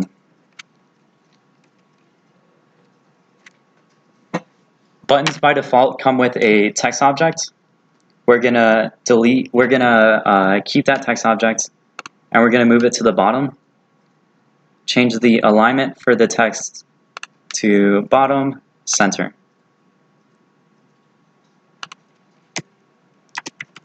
You can input whatever text you want. This doesn't need to be anything because we're going to be modifying the value through code and creating copies of this for your items. We also want to create an image onto our item. So right-click item, create UI image. Our image is right now anchored to the center. What we're going to want to do is anchor it to stretch on X and Y. So what that'll do is let us set up a kind of padding, and this can kind of be seen as like a div in CSS. And you can set up the padding here, and we're going to set it to 0, 0, 0. The order in the hierarchy matters for rendering UI. So if I have this image here in front of text, and I move it back, now the text appears in front. And if I move it in front, it moves behind it. So make sure your image is set behind your text object. It's stretched out, left 0, top 0, right 0, bottom 0. And now under our assets, we can drag this item down into our assets. And now we have a prefab. So now we can delete this from our hierarchy. And if we go into our project and click on our item and hit open prefab, in the game view you can't see your prefab, but in your scene view is where you see the prefab. And if you scroll into it, you can see the item has a width of 0 and a height of 0. That's because it was attached to our grid layout, which was controlling the width and height. So here we can set the width and height to 50. And here's the item prefab. We're going to be creating copies of this and using this as our skeleton for all of our items that we're going to have in the game. So I can exit out of this prefab preview by clicking this back button. And it's important to note, if I have this in scene and I make any changes here, it's going to mark them as highlighted. So if I change the color here, it's going to add this blue bar to the side. And what that means is that the prefab is different from the saved prefab. Like this instance of this prefab has a different value. So if you wanted to apply the changes that you made here, you would hit overrides and hit apply all. And that's going to update this reference here. So it's important to not make changes in the scene of your prefabs, because it should be consistent across all instances of that object. So now we can delete that item. And let's create a C# script. And let's call this inventory UI controller. Let's drag this onto the canvas. Let's drag this onto the scroll view, my bad. And we can rename the scroll view to inventory. So this whole thing is going to control the inventory. Drag inventory UI controller to the inventory game object.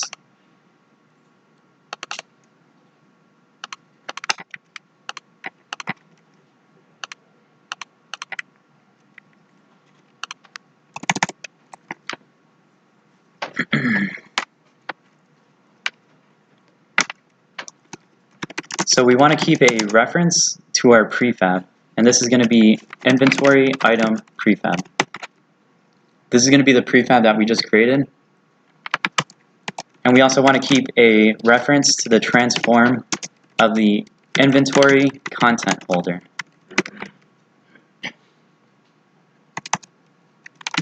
In our void start, actually, we're going to go to our inventory holder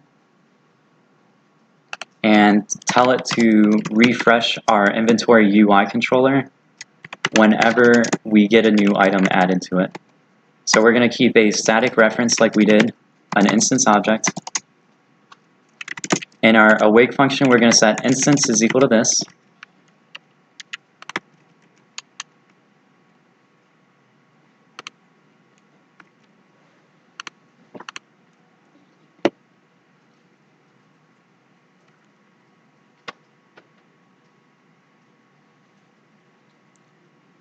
And let's create a public void refresh.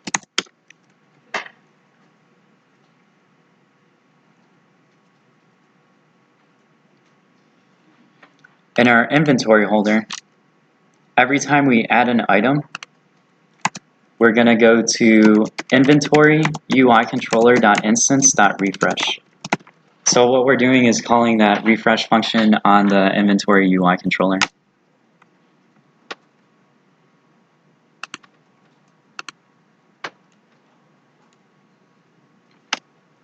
In our refresh function, we want to make sure that the content holder is clear of all game objects. So what we're going to do is create a for each transform in inventory content holder. Transform T. We're going to do destroy T.GameObject. If we only destroyed T, we would be destroying that instance of transform, but we want to destroy the whole game object itself, not just the transform component. And this for each loop is going to look this is a kind of a Unity only thing, and you have to use a for each loop to iterate through all the children to delete them. This is going to return a type transform for T for every transform that's a child of inventory content holder. It's the same syntax as but it's fixed.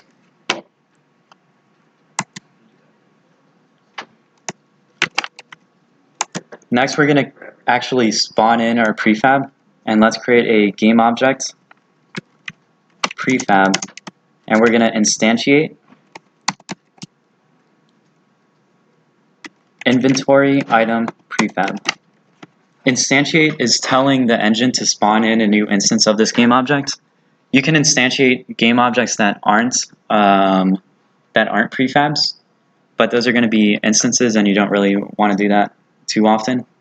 So we're going to be instantiating a prefab, and our prefab, we can do prefab.transform.setParent to our inventory content holder. That's going to set the parent of the of this prefab that we just spawned in to our content. So it's just going to create a game object and set it here as a child of this content. It's important to reset the local position equal to vector 3.0. You want to reset the rotation. And Unity uses quaternions for rotations, and quaternion.identity will just return a rotation that's at 0, 0, 0. And our prefab, we want to also set the local scale, and we want to set this to vector 3.1.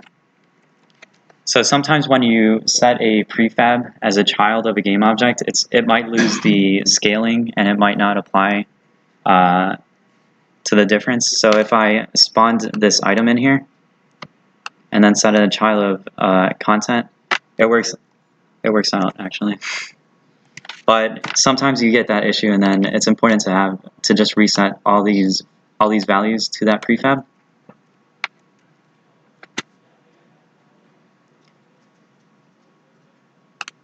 So now we have this kind of a prefab builder, and we're going to want to surround this with a for loop.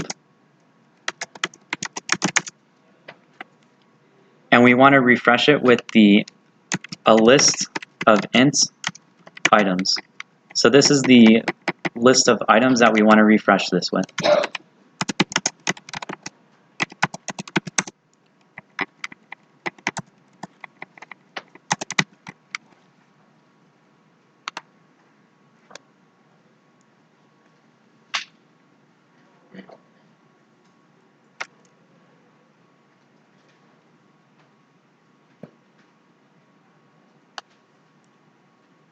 If we go back to our inventory holder, you have to make sure you update the refresh function to use the items held list.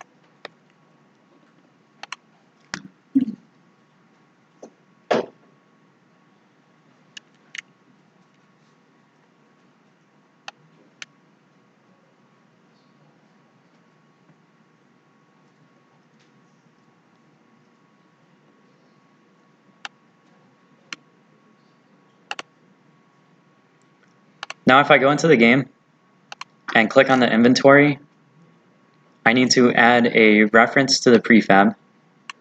I need to add a reference to the content folder. And now that those two are set, if I hit play and press T, it's going to spawn an item into the UI. So now our scroll view is working, but it's not scaling to what the content is holding.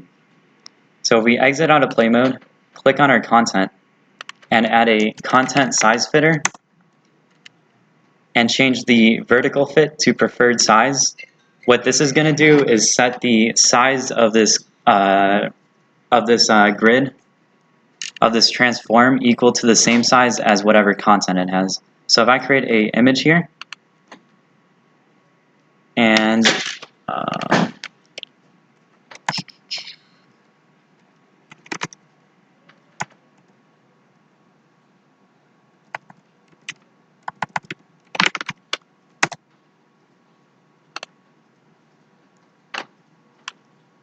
if I change the height here, it's ignoring. So if we go hit play and then spawn a bunch of items in, the scroll view is now going to change its height to the same as the amount of items that we have. So as I add more items, it's just going to keep on increasing and scaling with it. So again, add a content size fitter with a vertical fit of preferred size. And that'll control the height of this object to be equal to the height of the children that it has.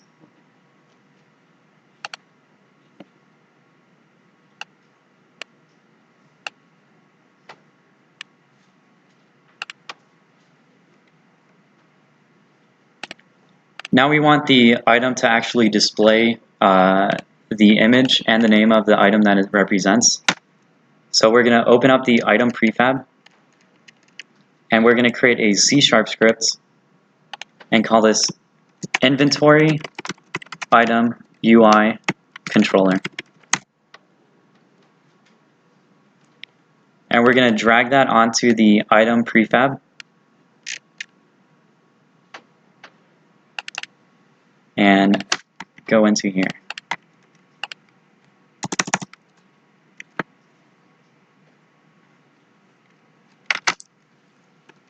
Let's create a reference for the image. You have to make sure that you define the namespace unityengine.ui. All the UI components are under that namespace, and you need to make sure that this line exists so that you're accessing that namespace. And let's call this the icon, and let's also create one for text. Now that we've inherited from UI, you can see that we can see all the UI elements. And let's name this the name text. And let's create a public void refresh int ID. So what we're going to do is tell it to refresh a certain item And the item that we're going to want to give it, we're going to grab it from the inventory manager .instance.items. So this is the dictionary of items that we created. We're going to get it at the ID, and now we can access the icon and name. So first, let's set the name text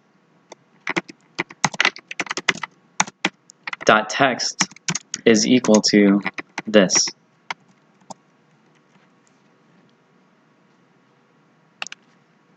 Within the name text, you can change things like the alignment. You can change the font size, and basically anything that you can change inside of the inspector, you can change right here.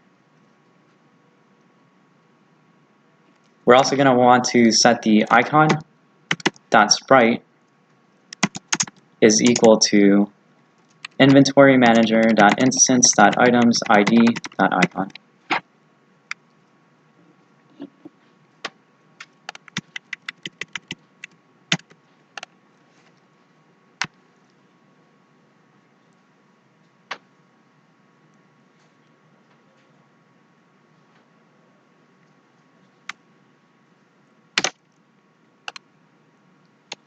In our UI controller, we've spawned this prefab. Now we want to give it the item ID that it needs to display. So we're going to do prefab.getComponent, and we're going to look for the inventory item UI component that we added to the prefab. And then we're going to set it to refresh. Now we can access the refresh function from this class. And inside of here, we're going to set it to items at I.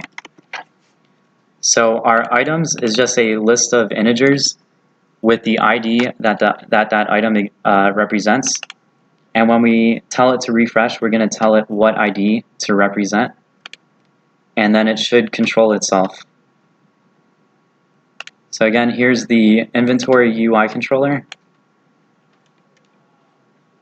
And here's the refresh function that we just changed in the inventory UI controller.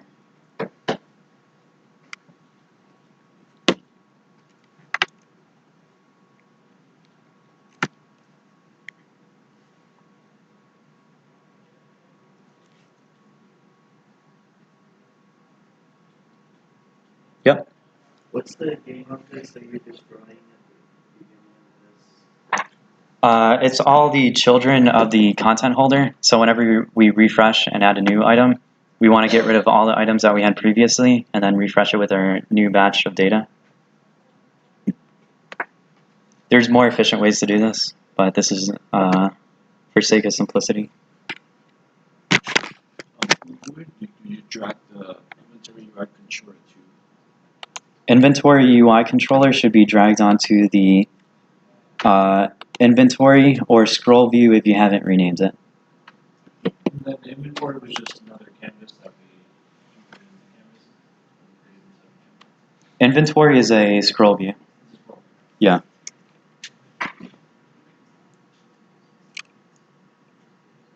And in here, we have the reference to the prefab, our content holder.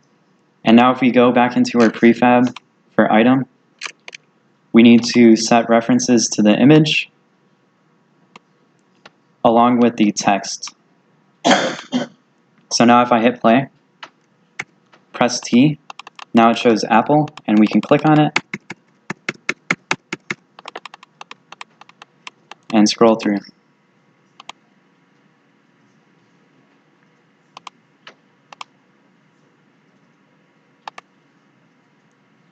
Let's make our inventory holder add more than one item. So we're going to do Unity engine .random.range. So we're using the random library that Unity has, and we're going to find a range between two numbers. So it's going to be between 0 and the size of the inventory manager .instance.items.count.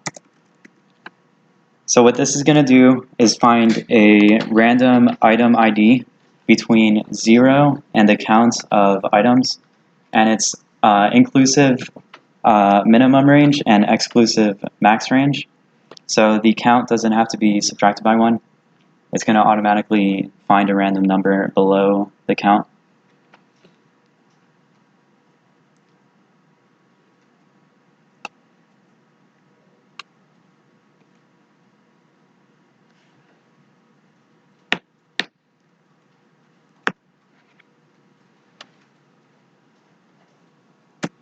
So if I go back into Unity and try it out, it should spawn hats and apples.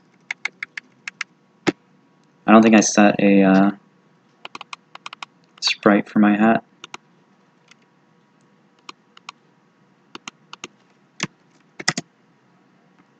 And if I wanted to, I can create a brand new item. And let's call this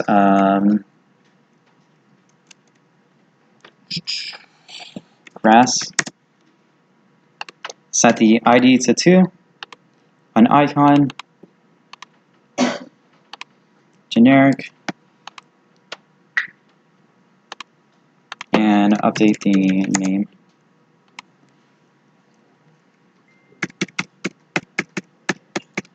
So just like that, we have an inventory system where we can create as many items as we want, and it'll work with our inventory. Yeah?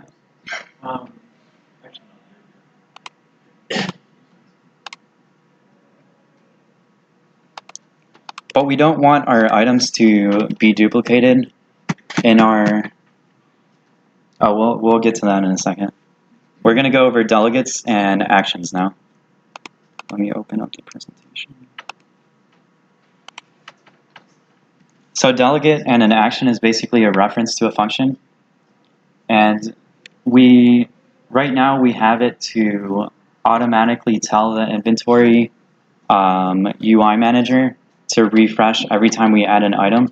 What we want it to have to do is listen to the inventory holder and wait until the inventory has changed, and then we can automatically listen onto when something's been changed.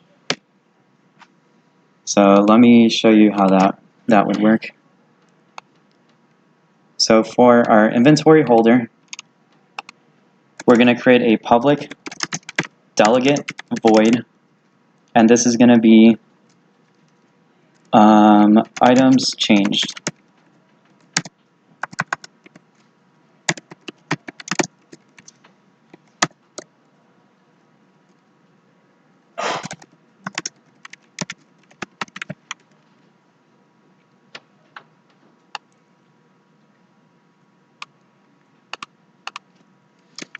Inside, we're going to want a list for items held.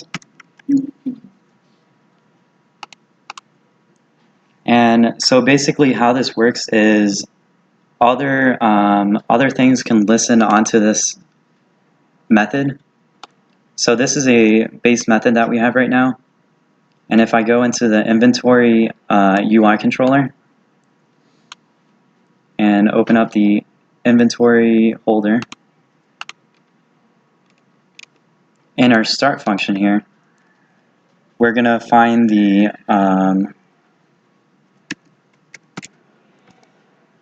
we're going to find our inventory holder,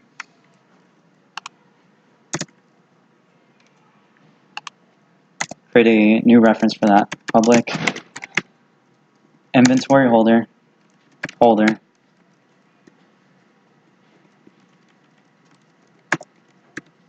do holder dot refresh, or items changed, plus equals refresh. So what this is doing is hooking on to this delegate, and every time this delegate is invoked, so here I can do items changed dot invoke, and it's going to want a list of integers for items held, and we're just going to give it the items held. So now this function, refresh, is listening to items changed. And every time items changed is invoked, everything listening to items changed is going to be called, and it's going to take in items held.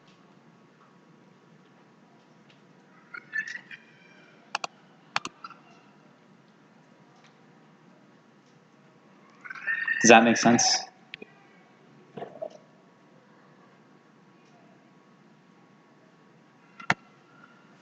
So here we can get rid of this and move it onto here. And we can get rid of this direct call that we do to refresh. And now we have our items change.invoked item held, and this is automatically going to refresh every time this changes. This is important if you want multiple places to listen onto a event. So whenever you get a new item, let's say you want the UI to appear and say like collected key, and then it'll go away after a second. You would be able to hook onto that event, figure out if there's a key that you just got, and then it'll you can display it right there. And the inventory holder the inventory UI manager can listen onto it at the same time, and then both events get called at the same time, and you can have multiple events without needing to directly call them.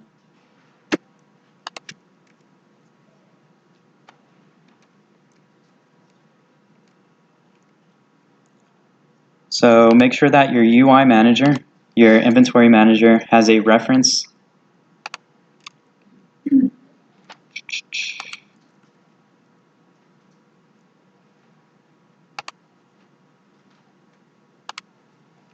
to your capsule with the player controller. So your inventory UI controller needs to reference the holder. So if we click the little target, it'll automatically find objects in your scene that have a inventory holder component. And if I double click it, it'll add a reference to the capsule. And now if I hit play, it should work out as well.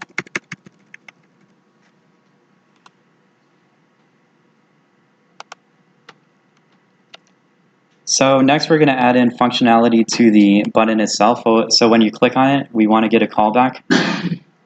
But we don't want the button to directly tell the inventory UI controller that it's been pressed. We're going to use an action to do that. So an action is just a reference to a method. So we're going to have a public method here, clicked item, int ID, and this is the item that we just clicked on. So what we're going to do here in our prefab inventory item UI controller, let me add it down here. We're going to want to keep an action, and if you press Control period when it's red underline, it'll tell you suggestions for what you mean. And action is a system library under the system namespace, so you have to make sure you're using the system namespace to get it. And inside of here, if you put a less than sign, you can see that it takes in different generic types. So it's basically just a method, and this is what it takes in. So it's going to want to take in an integer.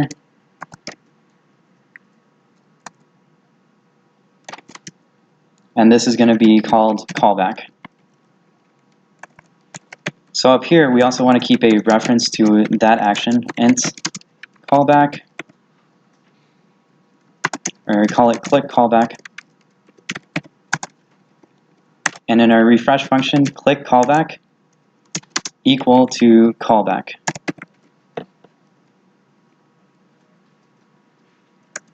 And let's create a public void click. And we're going to do click callback ID.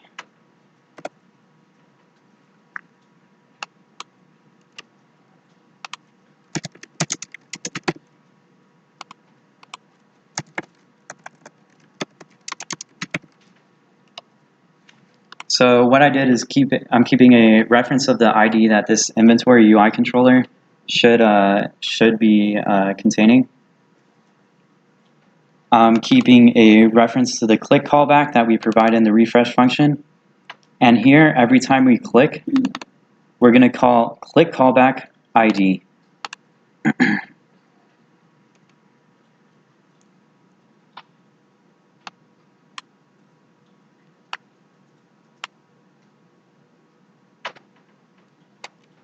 Here inside our inventory UI controller, refresh has an error because now it's expecting an action callback. And inside of here, we can just type in clicked item.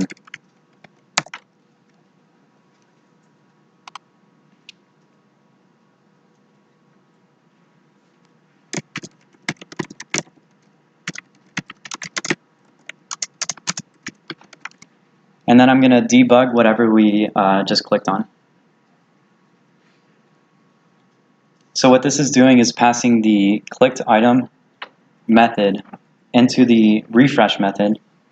And then this refresh method is keeping a reference of that method to itself until it needs to call it when you hit click. So whenever this click method is called, then click callback is going to be called, which is pointing back to clicked item, and then it gives it the ID as the input parameter, and it will debug clicked on and followed by the ID.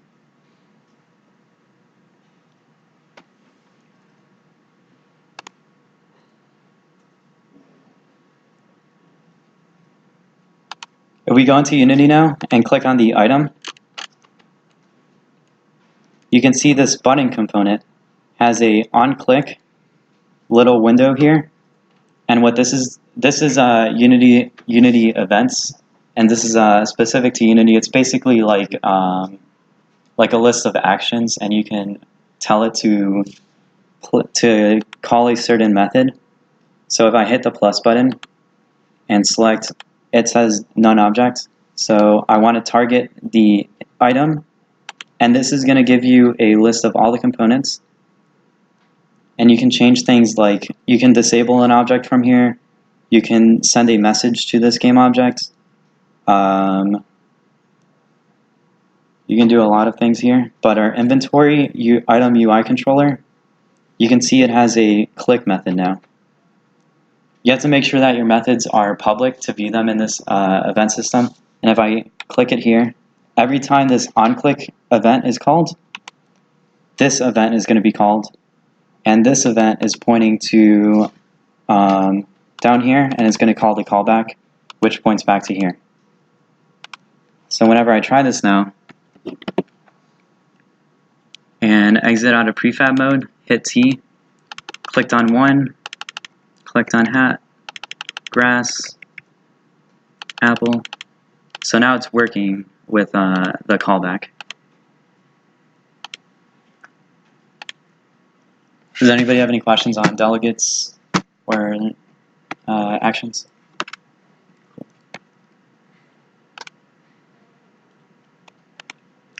All right, so up next we're going to be using lambda expressions for our link. So these two are tied together, kind of.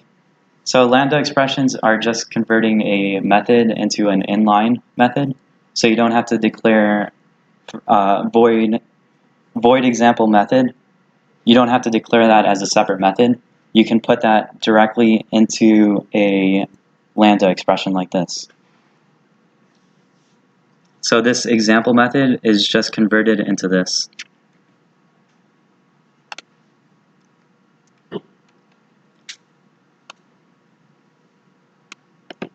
If we wanted to, for our clicked item, we can convert this into a lambda expression as well. So this is going to be expecting an int I. You don't have to specify what the object type is. You just have to specify a variable name. So this can be anything.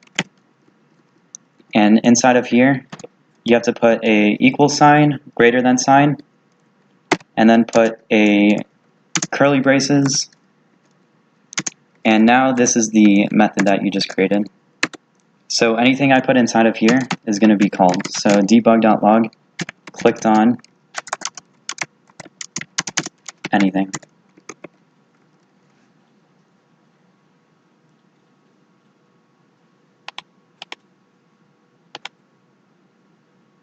So now I can get rid of this method.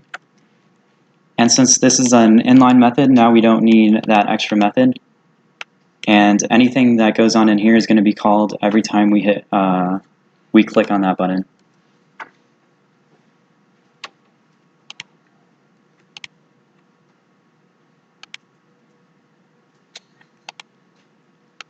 So now if I go into Unity and try it again, it'll work the same way.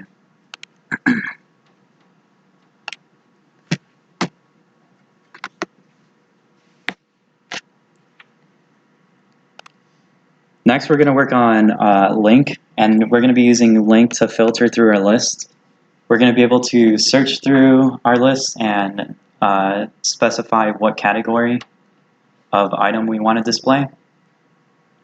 Link is like the SQL of C#. It has almost the same functions. It has where, any, join, distinct. You can find the sum, and there's like a ton of things that you can do. I'm gonna change our original for each for loop in our inventory manager into link. So if I go into our inventory manager, instead of having this array, this for loop here, what we can do is go through items array.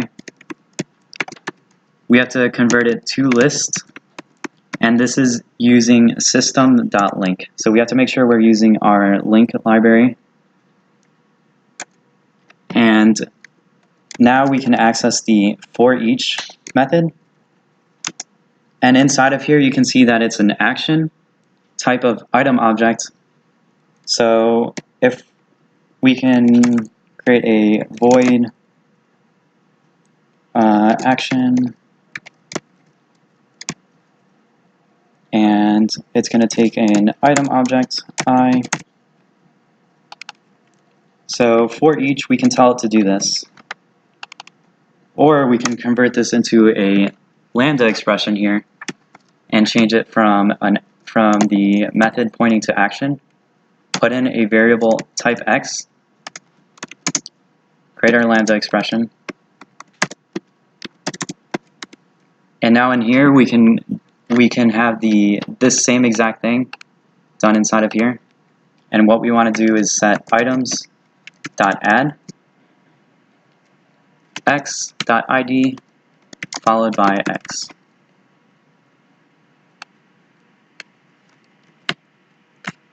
So now using link, we were able to convert this item array into a list, and link operates mostly on lists and dictionaries. You could still do some operations with arrays, but the for each is only exclusive to lists and dictionaries, and a few other types, but they're not as common at all.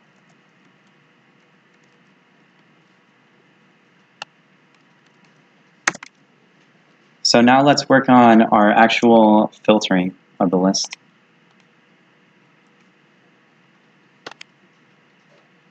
So for our inventory, let's create a input field. Let's change the anchor to top, change the Y position to 15, and let's do a top stretch. Change the left to 0, right to 0, and that's going to stretch across the entire width of the scroll view. And now if I change the width of the scroll view, it's going to stretch with it. So here we have our input field, a child of the inventory.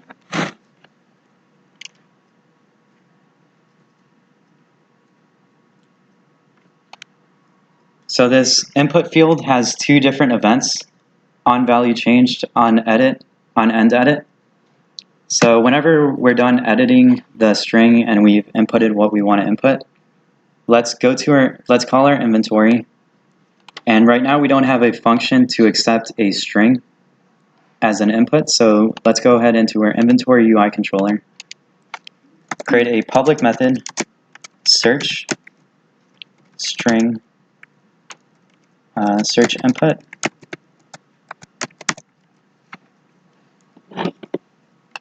So we have a public method that takes in a string as search input. And now if I go into Unity, click on the inventory, no function, inventory UI controller, we can see here under dynamic string, it lets us select search, and that'll automatically put in whatever we entered into this input field into this search method.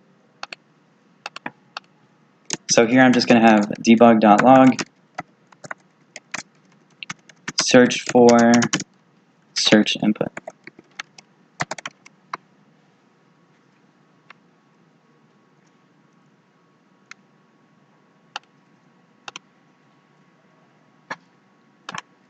Now if I type something in,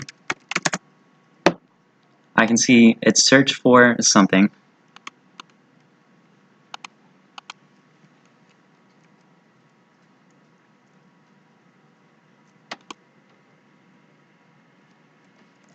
So up here, we're going to keep a reference to the list of items that we already have.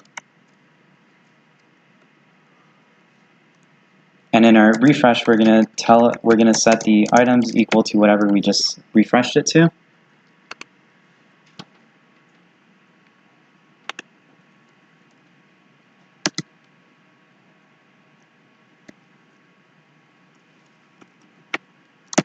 Now we're going to go to inventory manager .instance.items. And now this is the dictionary of items that we have. Make sure we're using system.link.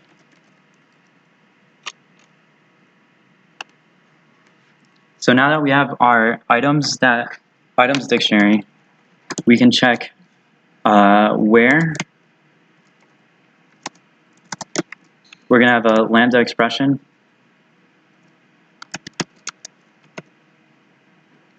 And our lambda expression is going to give us key value pairs. Dictionaries have a key and value, so it's just going to give us an object that has a key and also a value.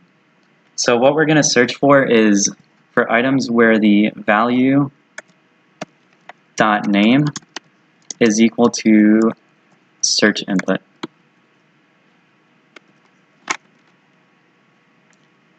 Now this is going to return a list of key value pairs with the name search input, and we're going to want to convert that to a list.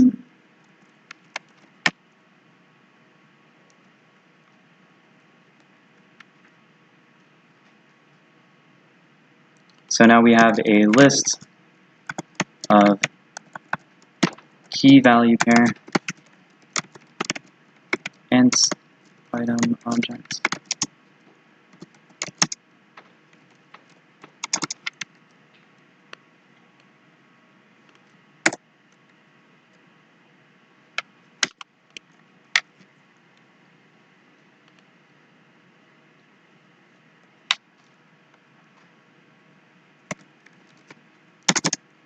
We're going to set our items equal to list dot take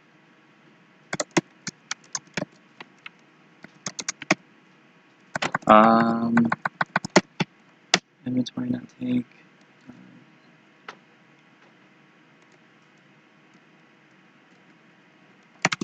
All right, so we're going to select. Sorry, we're only going to select the keys, and we're going to convert that to a list. So what we just did is we got a list of items from our inventory manager where our X value is the same as the, our X index is the same as the search input, and we're converting that to a list.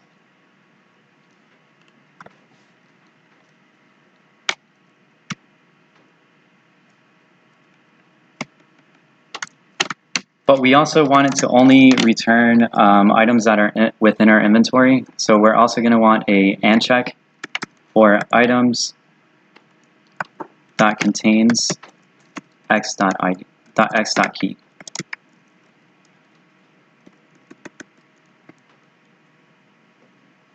So we're going to iterate through our inventory items and only find the ones where our search input is the same as the name of that value, and we're going to make sure that our items contains that key.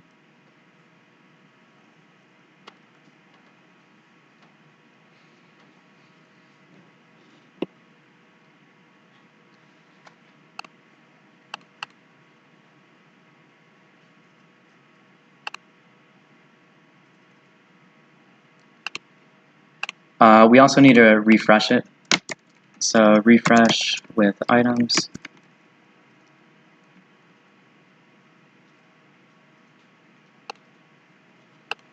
And now if we hit play, Add some items, search for hat. Now we're going to find only the object with the name hat.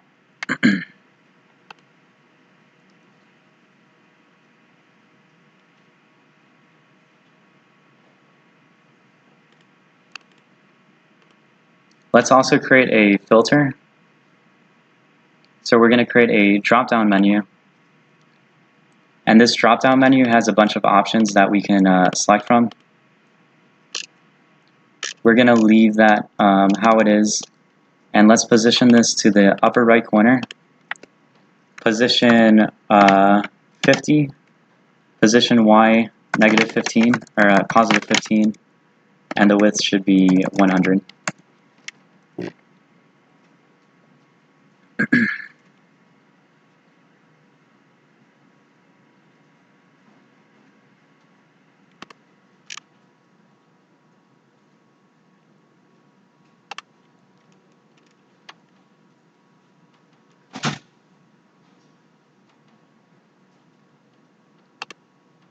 Now let's go to our inventory UI controller.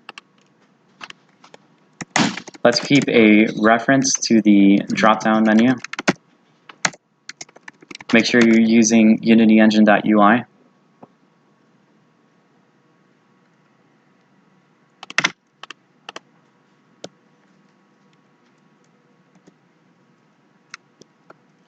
Now we're going to want to find the enum of all the categories that we do have. So that's located in our item object.category. And what we can set up here is a enum.getNames.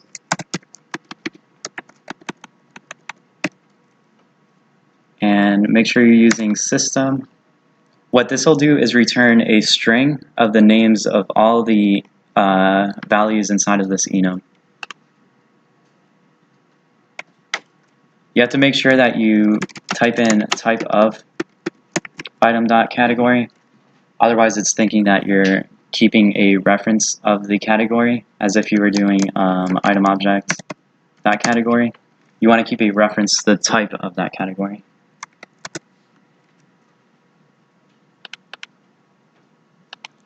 So now we have our string list of categories. And in our dropdown, we can have clear options. And then we're going to iterate through each category that we have. But now that we have link, we can do categories.toList.forEach.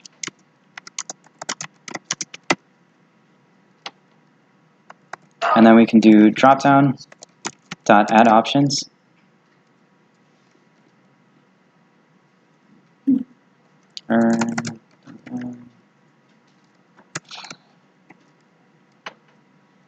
So it's expecting a list actually, so we can remove this and do dropdown.addOptions categories.toList.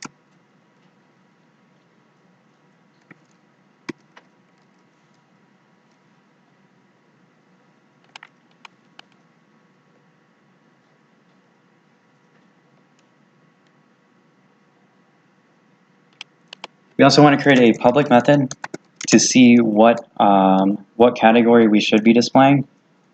So we'll have public void clicked category, and it's going to return the category that you clicked on.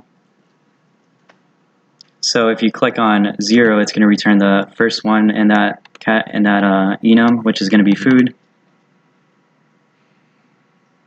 And if you click on 1, equipable, key, 2, generic, 3.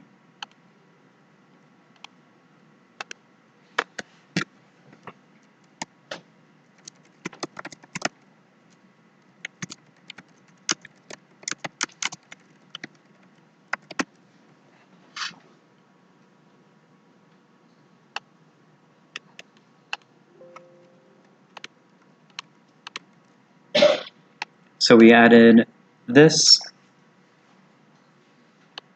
along with a reference to the dropdown and a method for the clicked category. So here on a dropdown, on value changed, add a reference to the inventory, inventory UI controller,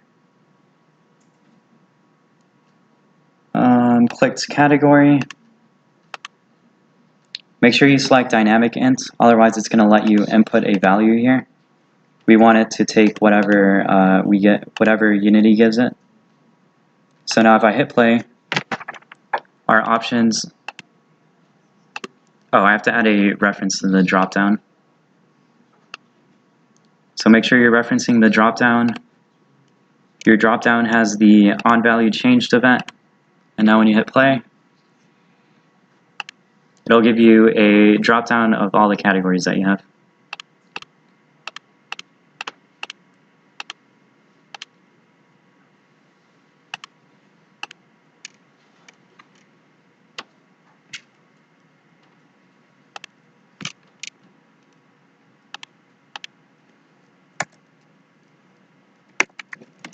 So now we want to set items, and we want to get all the items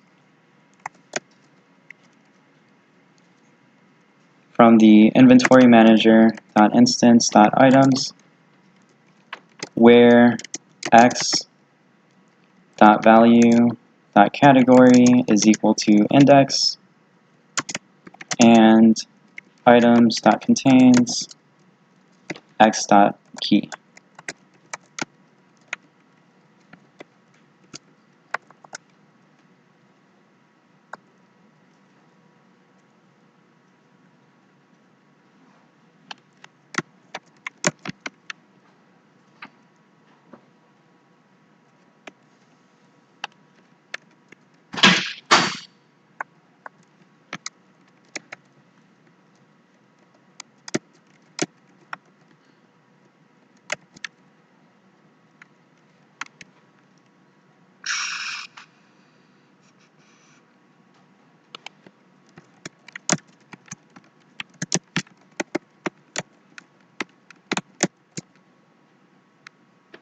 Oh my god.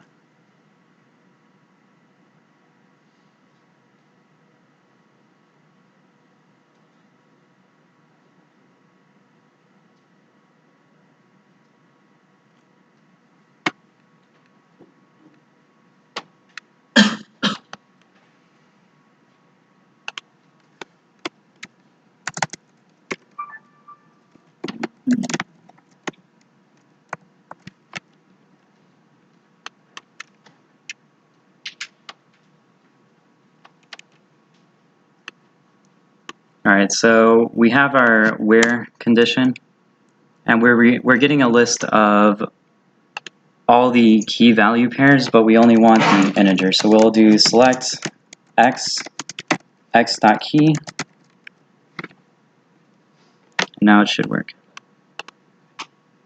So we're going to find all the items where the category matches the same as our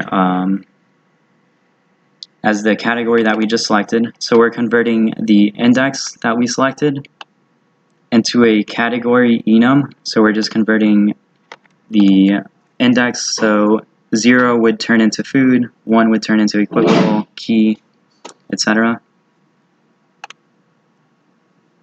And now we can refresh it with our items.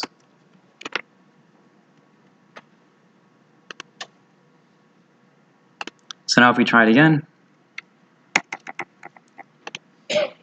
and we only want to display equipables,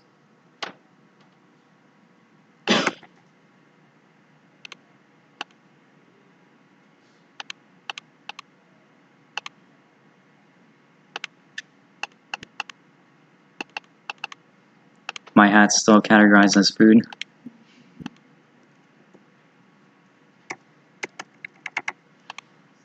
And filter for equipable, now we have hats.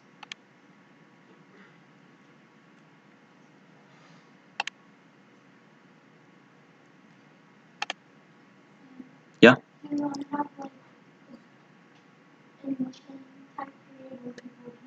Sure. Does anybody have any questions about the code? Anything about link, lambda expressions? Yeah? Can you go back to an entry item you can fill it? This one? No, the item one. Yeah. Arrow coming on Yep. What is the benefit of using a lambda expression over just having It saves you some time. When you're dealing with APIs, like for example, I was working with Facebook's API, and they have a bunch of events for when you log in, for when there's an error, when something crashes. They typically it's a delegate, and you can hook onto that and subscribe to it. And you don't really need to create a method for every single event.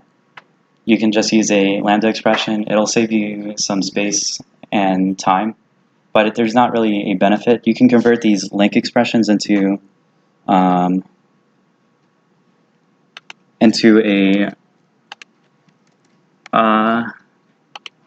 method as well. So if I wanted to move this where condition here into a method, I can change it to public or just Boolean where expression, and it's going to take in an item object I, and then we can return if I dot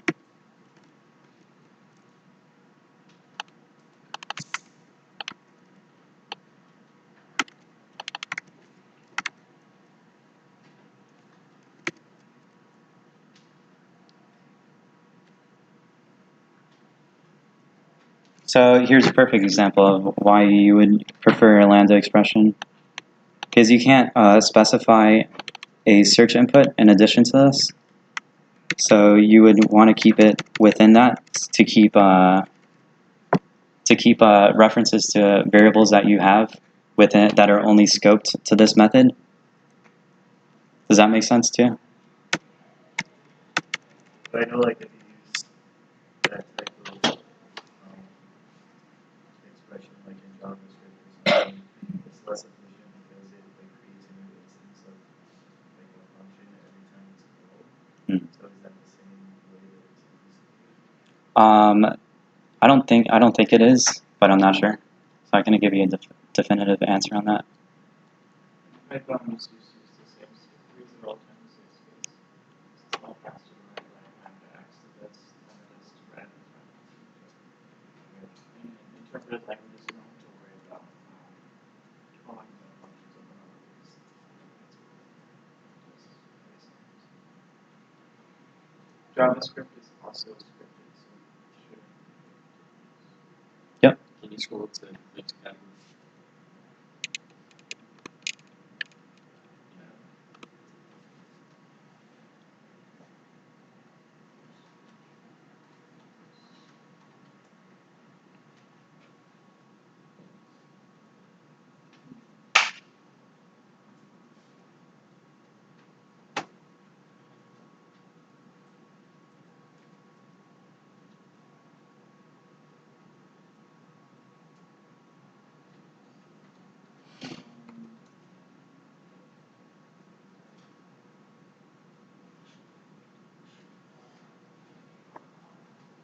It should be running at the same speed, regardless of what language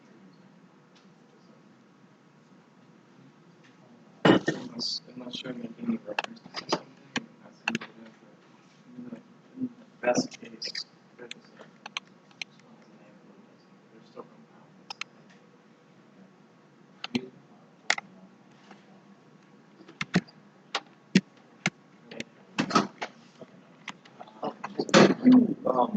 In inventory guide code, you got items, I'm assuming from inventory manager, right? Yeah. Where is that line? I messed up part of Under search or category. So, where do you search stuff? Like, get items from there. From the refresh function. So I have a reference to items here.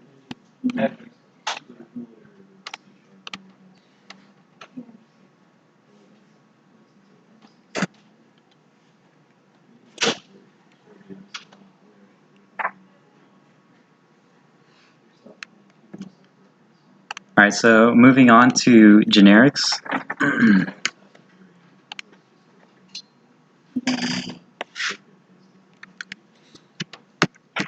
So a generic is going to let you do things with code that can be applied to multiple different object types.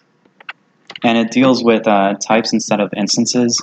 So you're not really dealing with inheritance, you're dealing with the type itself.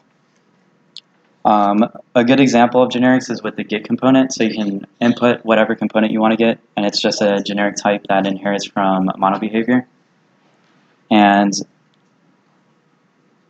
let me go over an example here. So here I have to specify type of category, the type of enum that I want to get the name of.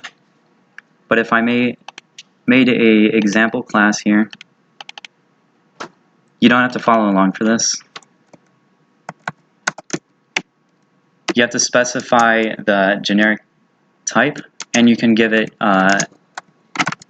restrictions. So for example, where t is system.enum. So what this is going to do is restrict this example class generics type to only be an enum. So I have another class here.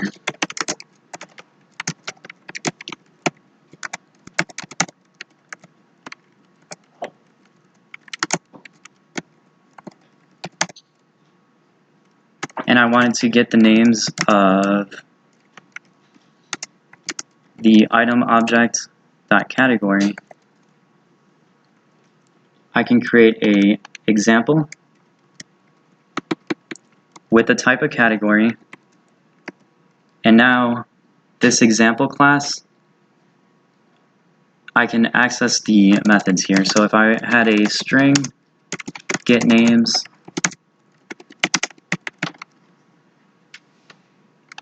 I can now reference get names. If I create a new instance. So what I wanted to do is get the name of the generic type, and I'm going to return enum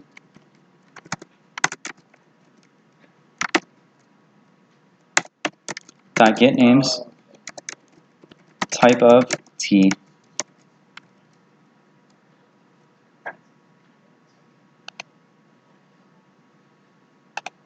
I don't actually need to specify that.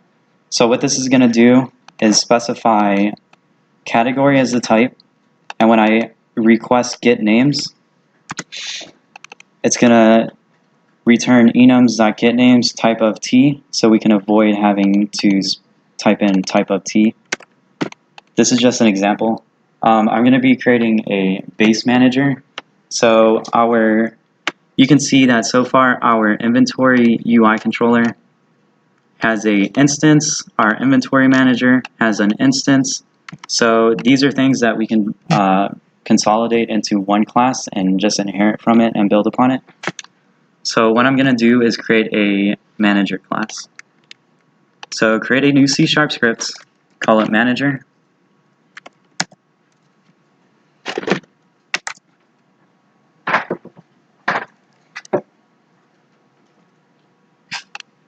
And our manager is going to be a mono behavior. It's going to take in a type. And we're going to specify where t is a component. This restriction is so that we can add this manager onto game objects within Unity.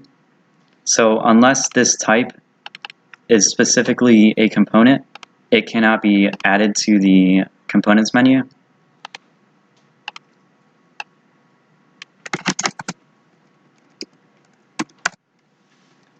So we're going to have a public static t instance.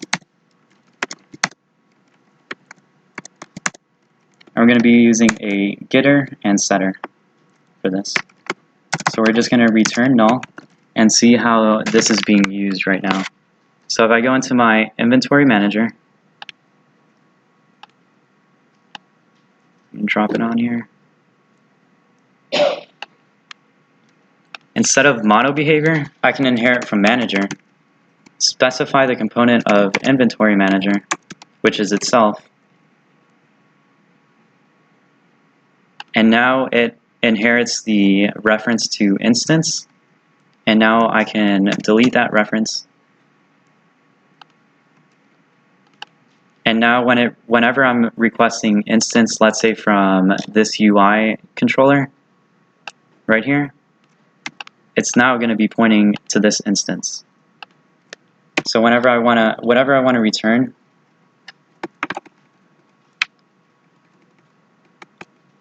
so I'm going to create a private static t, and this is going to be our instance variable that's not within the getter and setter.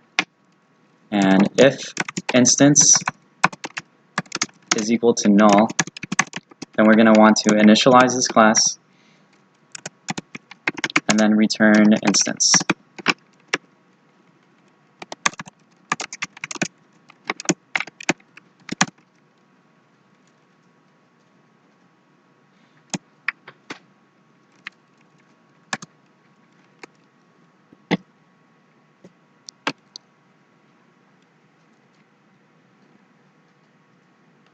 Make sure that init is static, and what we're going to do is we're going to have a game object called holder, and we're going to do gameObject.find.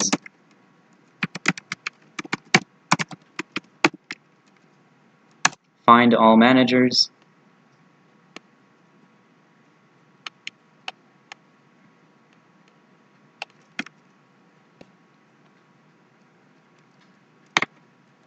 And if we do not find a game object with the name manager with the bracket, we're going to create it. So we're going to do holder is equal to new game object, and that's going to create a new instance of game object within the scene. And we can specify the name. So we're going to make sure that it's named after managers. And now that we have it, we're going to check if the holder.getComponent t. So if it doesn't contain the component that we want, then we're going to add that component. So we're going to do instance is equal to holder.addComponent t. And if it isn't null, then we're going to do instance is equal to holder.getComponent t.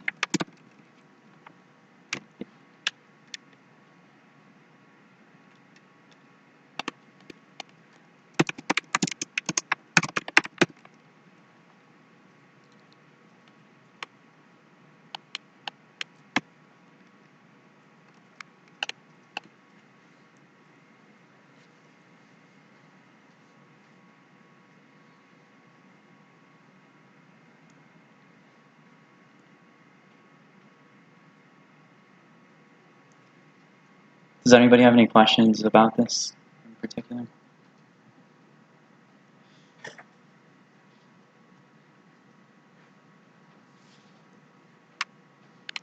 So now that the inventory manager is inheriting from manager, we can go into Unity now, select our inventory manager, and we can just delete it. So now when I hit play again,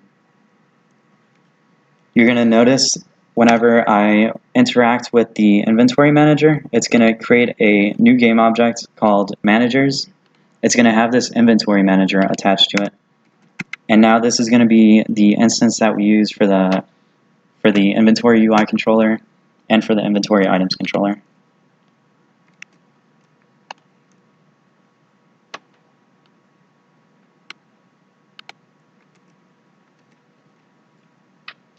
So now using this, I can create a new C# script, and we're going to call this data manager. And our data manager is going to inherit from manager type of data manager. And now I can access any variable from here. So here inside of the player controller, on awake, I can do data manager.instance.example and print it out.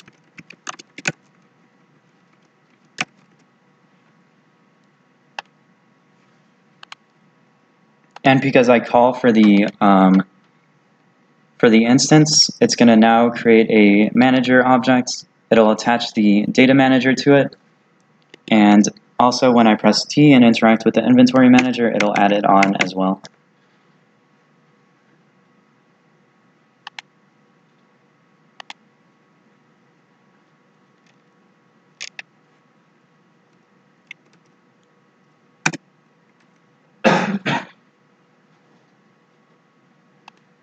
All right, now in our data manager, let's go back to the presentation.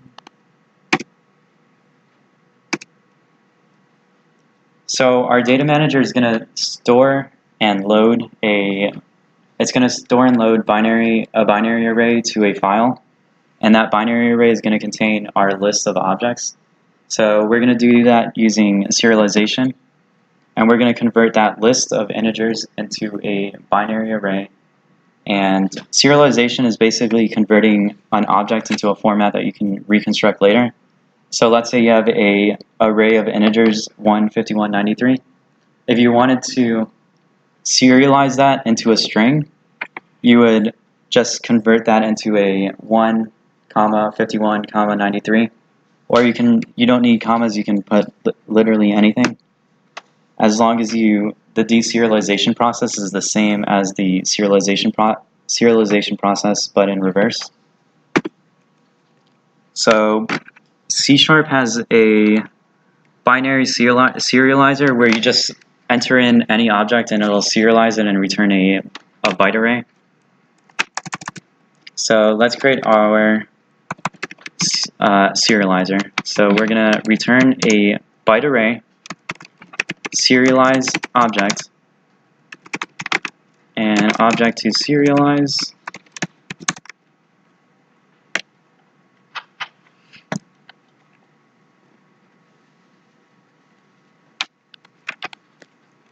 So we're going to create a empty byte array, and this is going to be equal to null. And we're going to return that at the end. So first we have to create a new memory stream.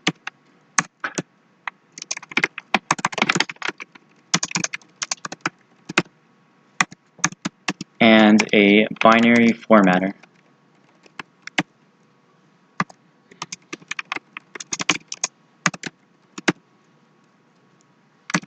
So we're going to tell the formatter to serialize our memory stream and our object to serialize. So this memory stream is going to be updated in the serialize function, and our data is going to be equal to our memory stream dot get buffer. That's just going to return the memory stream as a byte array.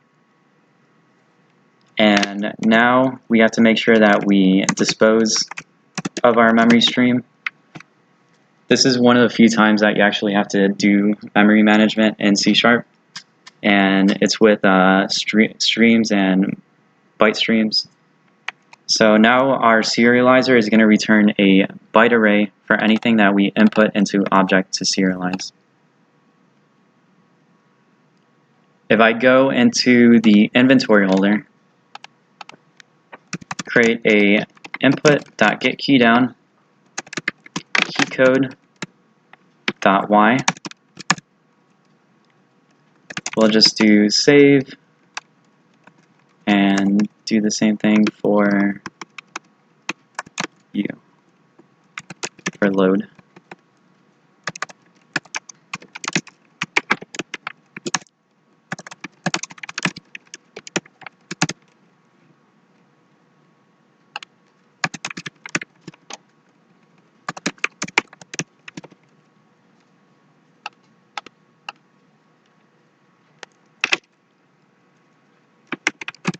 So this is going to be our data array, and we're going to set this to data manager.instance.serialize. Object to serialize is going to be our items held list, and then I can debug.log the data array and see what that contains. So let's give that a shot.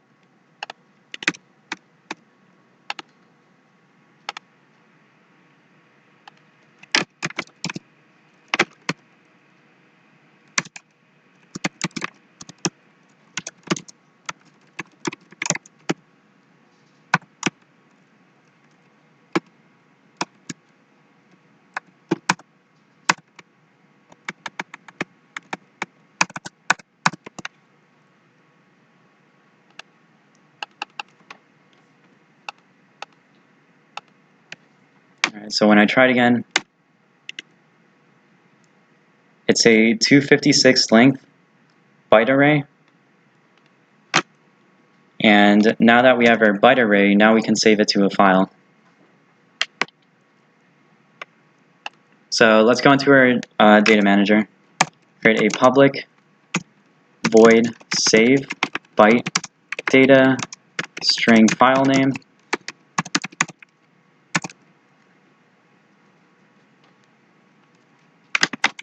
Let's construct our path. Unity requires that you specify the application path because you're working in the editor, and when it builds, it's going to put it onto a completely different path. So application.datapath, if you're in the editor, application.datapath points to the assets folder. If you're in the game, it'll point to your game folder. So we're going to follow that by a folder called data, and then we're going to follow that by our file name, and then our extension to our file name, we're going to just set it to .dat. So I'm going to create a file stream, create new file stream. It's going to want the path, a file mode, which is either going to be open or create. So I'm going to be using open or create. If it doesn't exist, it's going to create a new one, and if it does exist, it's going to open it. And file access, we're going to want write access. So our file stream, we're going to write to it our data array, offset 0, and the data array's length. So we're telling it to write all these bytes, and we have to specify the start position and the end position.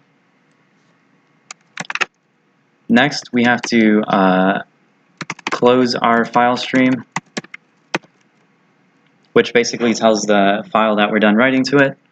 And now if I try to update the inventory holder and do data manager.instance.save followed by the data array,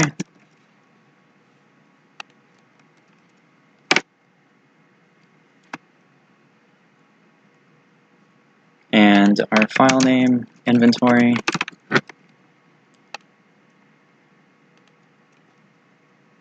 so if I try this now, save, what?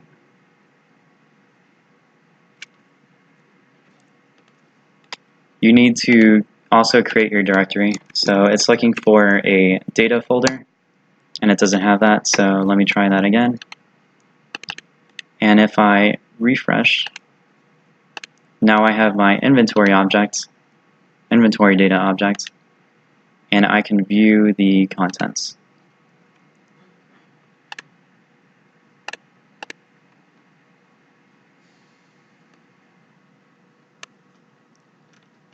So this is the output of it once it's serialized. And now we can go ahead and deserialize that for whenever we want to load the object. So let's create a public object deserialize. So we're converting it from a byte array back into our object.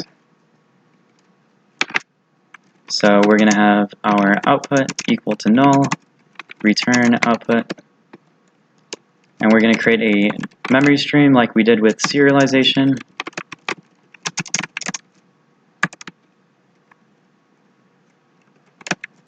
But this time the memory stream, we're going to initialize it with our byte array. So we're going to also create our binary formatter. And set output is equal to formatter.deserialize our memory stream. And then we also need to close our memory stream. And now we can return our output.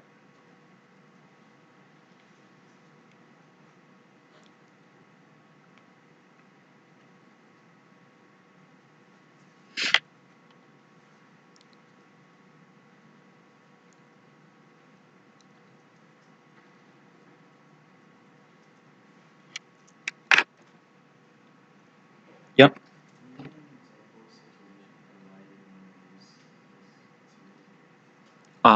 Let's say this is an example where you have to serialize your inventory list. You can serialize a whole object. So let's say I have this data structure.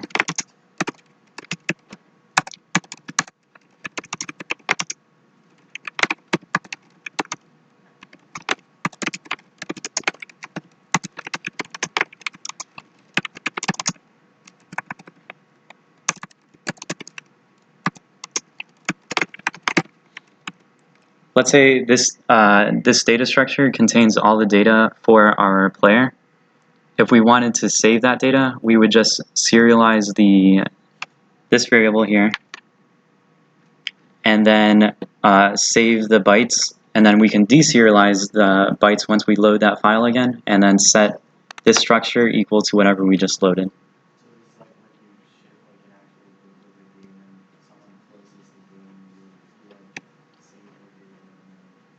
Yeah. Yeah. Serialization? Yeah, but there's different methods of serialization. You can do JSON, XML, and there's a bunch of other types. But this is just binary. It's really up to you. It doesn't really matter. JSON you can easily edit. So if you want your players to edit their values, then you would use JSON. Same thing for XML.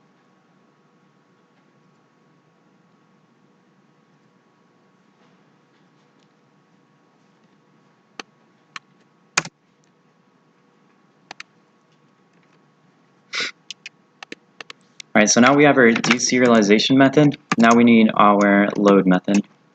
So we're going to load in an array of bytes. We have to specify the file name that we want to load from. So we would set up our path, same as before.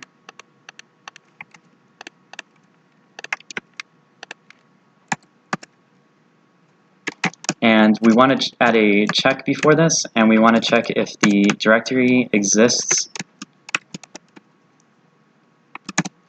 And if it doesn't exist, then we're going to return null, since we can't find that file. And stop that function there. If it does exist, it'll continue. And then we would create our file stream, same as before. But this time we're going to ask for read access.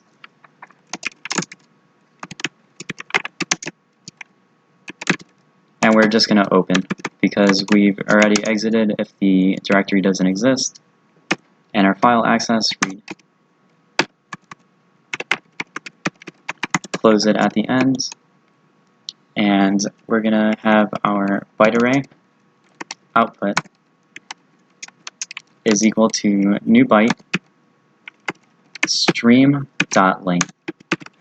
So right now I'm declaring a byte array with the same size as the stream's length. And then I'm going to do stream.read output the offset, and then the length is going to be an integer stream.length. By default, stream.length is a long, but read only takes in an int, so we have to change it to an integer. And then we close the stream and we can return the output.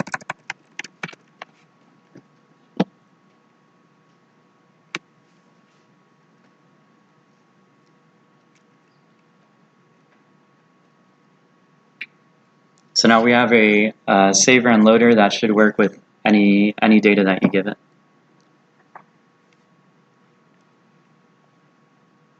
In the inventory holder, we have our load function, and we're going to set items changed is equal. We're going to actually create an object, data manager dot load dot instance dot load, file name inventory, and this is going to create a byte array. And now we have our object when we deserialize that array.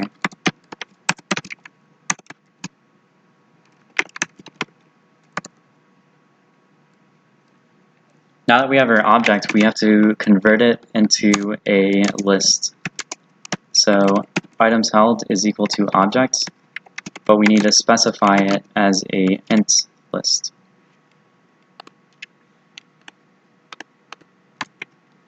And then we can call our items changed dot invoke items held. And then it's going to refresh the UI once we've loaded.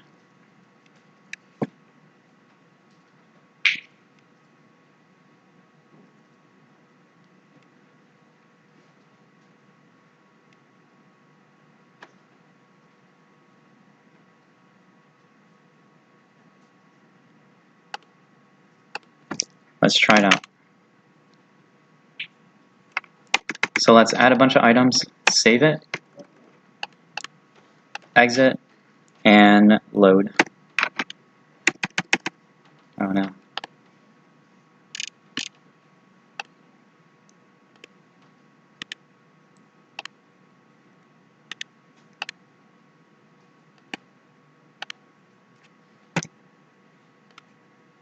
Let's try that again.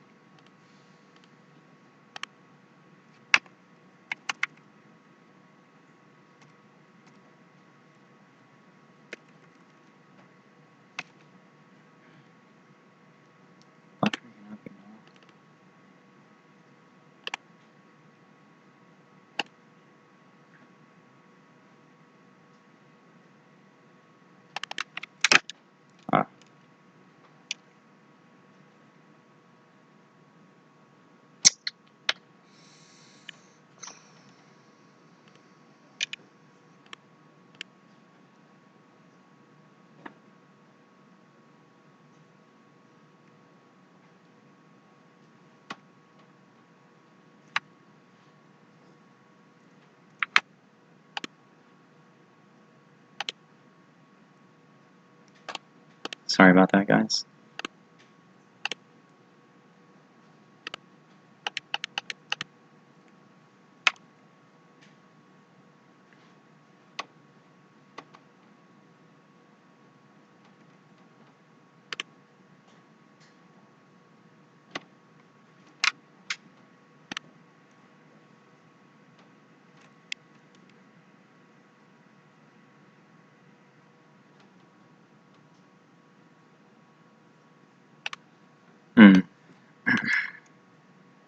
So it's returning null since apparently this is returning false.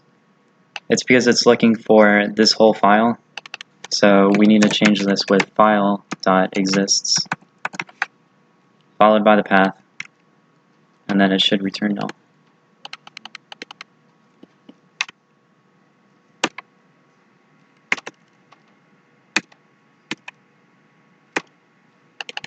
So now if I play it again, load, now it's saving and loading my inventory.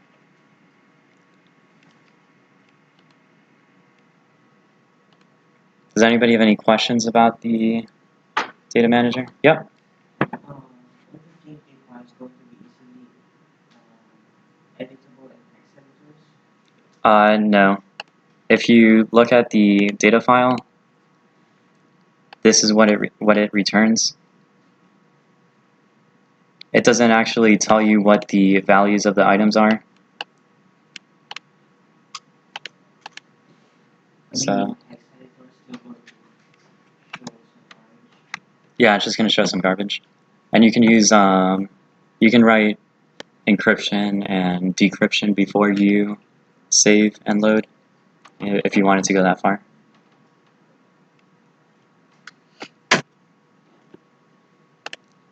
Cool. Input, output. And I'm going to go over async functions really quickly. When we load, actually, here for our player controller,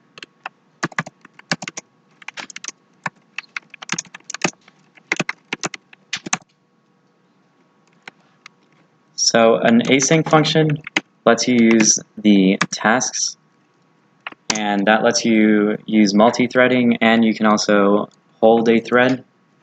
So you can do task.delay 100, and before this you would have await. So this is going to let you await a task and a delay of 1000. So this is going to wait 1 second, and then it's going to debug.log hi.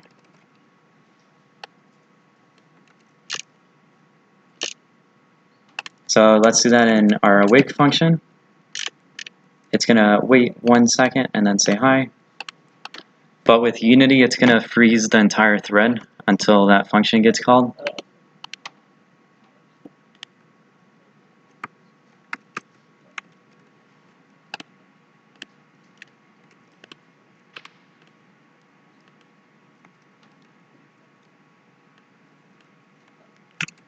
So we can move that over to our data manager, and we can create our save function to be awaiting until we finish writing this file, write async. Write async is going to return a task, and then we're going to wait until that task is complete, and then we're going to close the stream and continue on with the game. And you can output a callback and tell it that it's finished saving, and display like a message once it's done. And same thing for loading. We're going to convert those to async. And you can read async.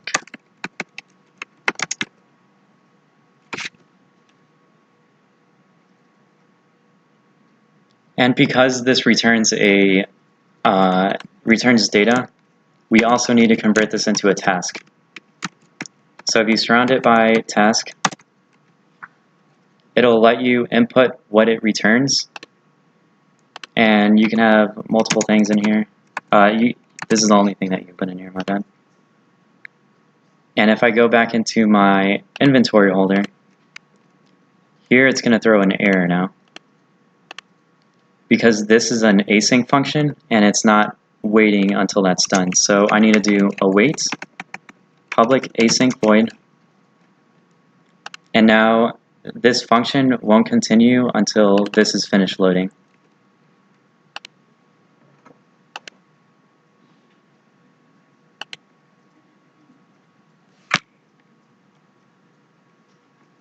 I didn't go too far in depth into it, but you would use this for if you're doing a web request, you would wait until that request is done and then do whatever you want to do with that data. In Unity, you can also use it to, let's say, have your game fade in and create a while loop and have it wait until the next frame and keep continuing that until it's faded completely away. And that's it for the workshop.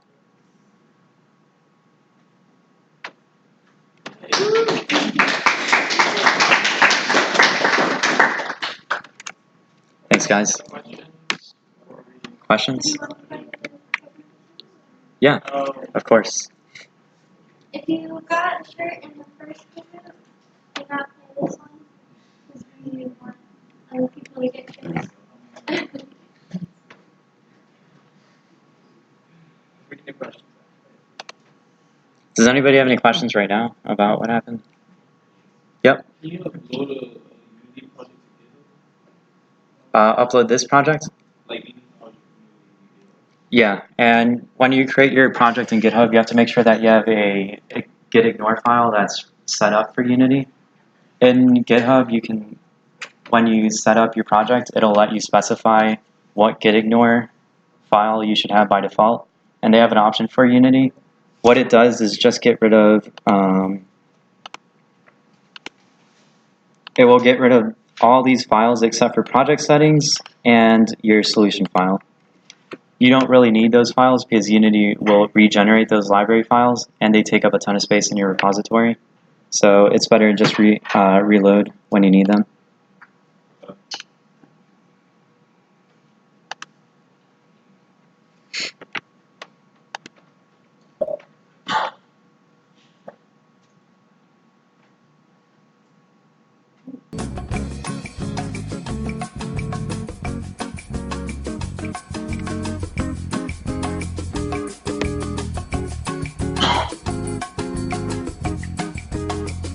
Yep.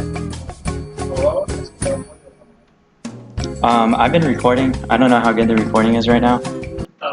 I'll upload it online if I can. And I have the presentation also.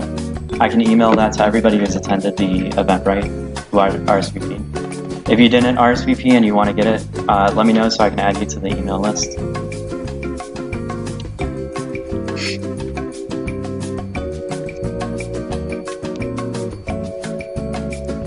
Ready? Waiting on anybody?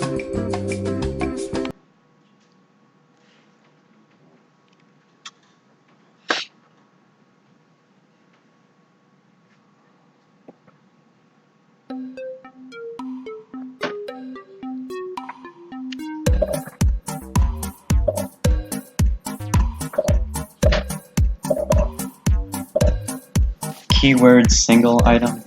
We didn't really go over it, but we did go over where and all.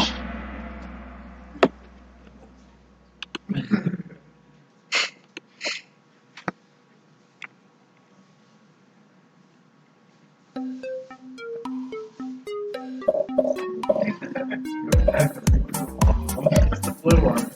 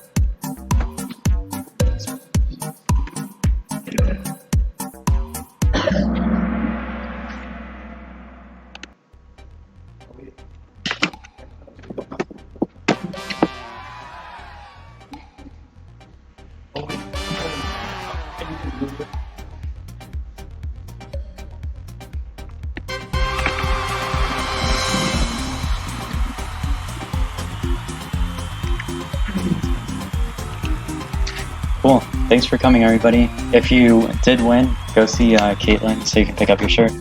Yep. Is it like the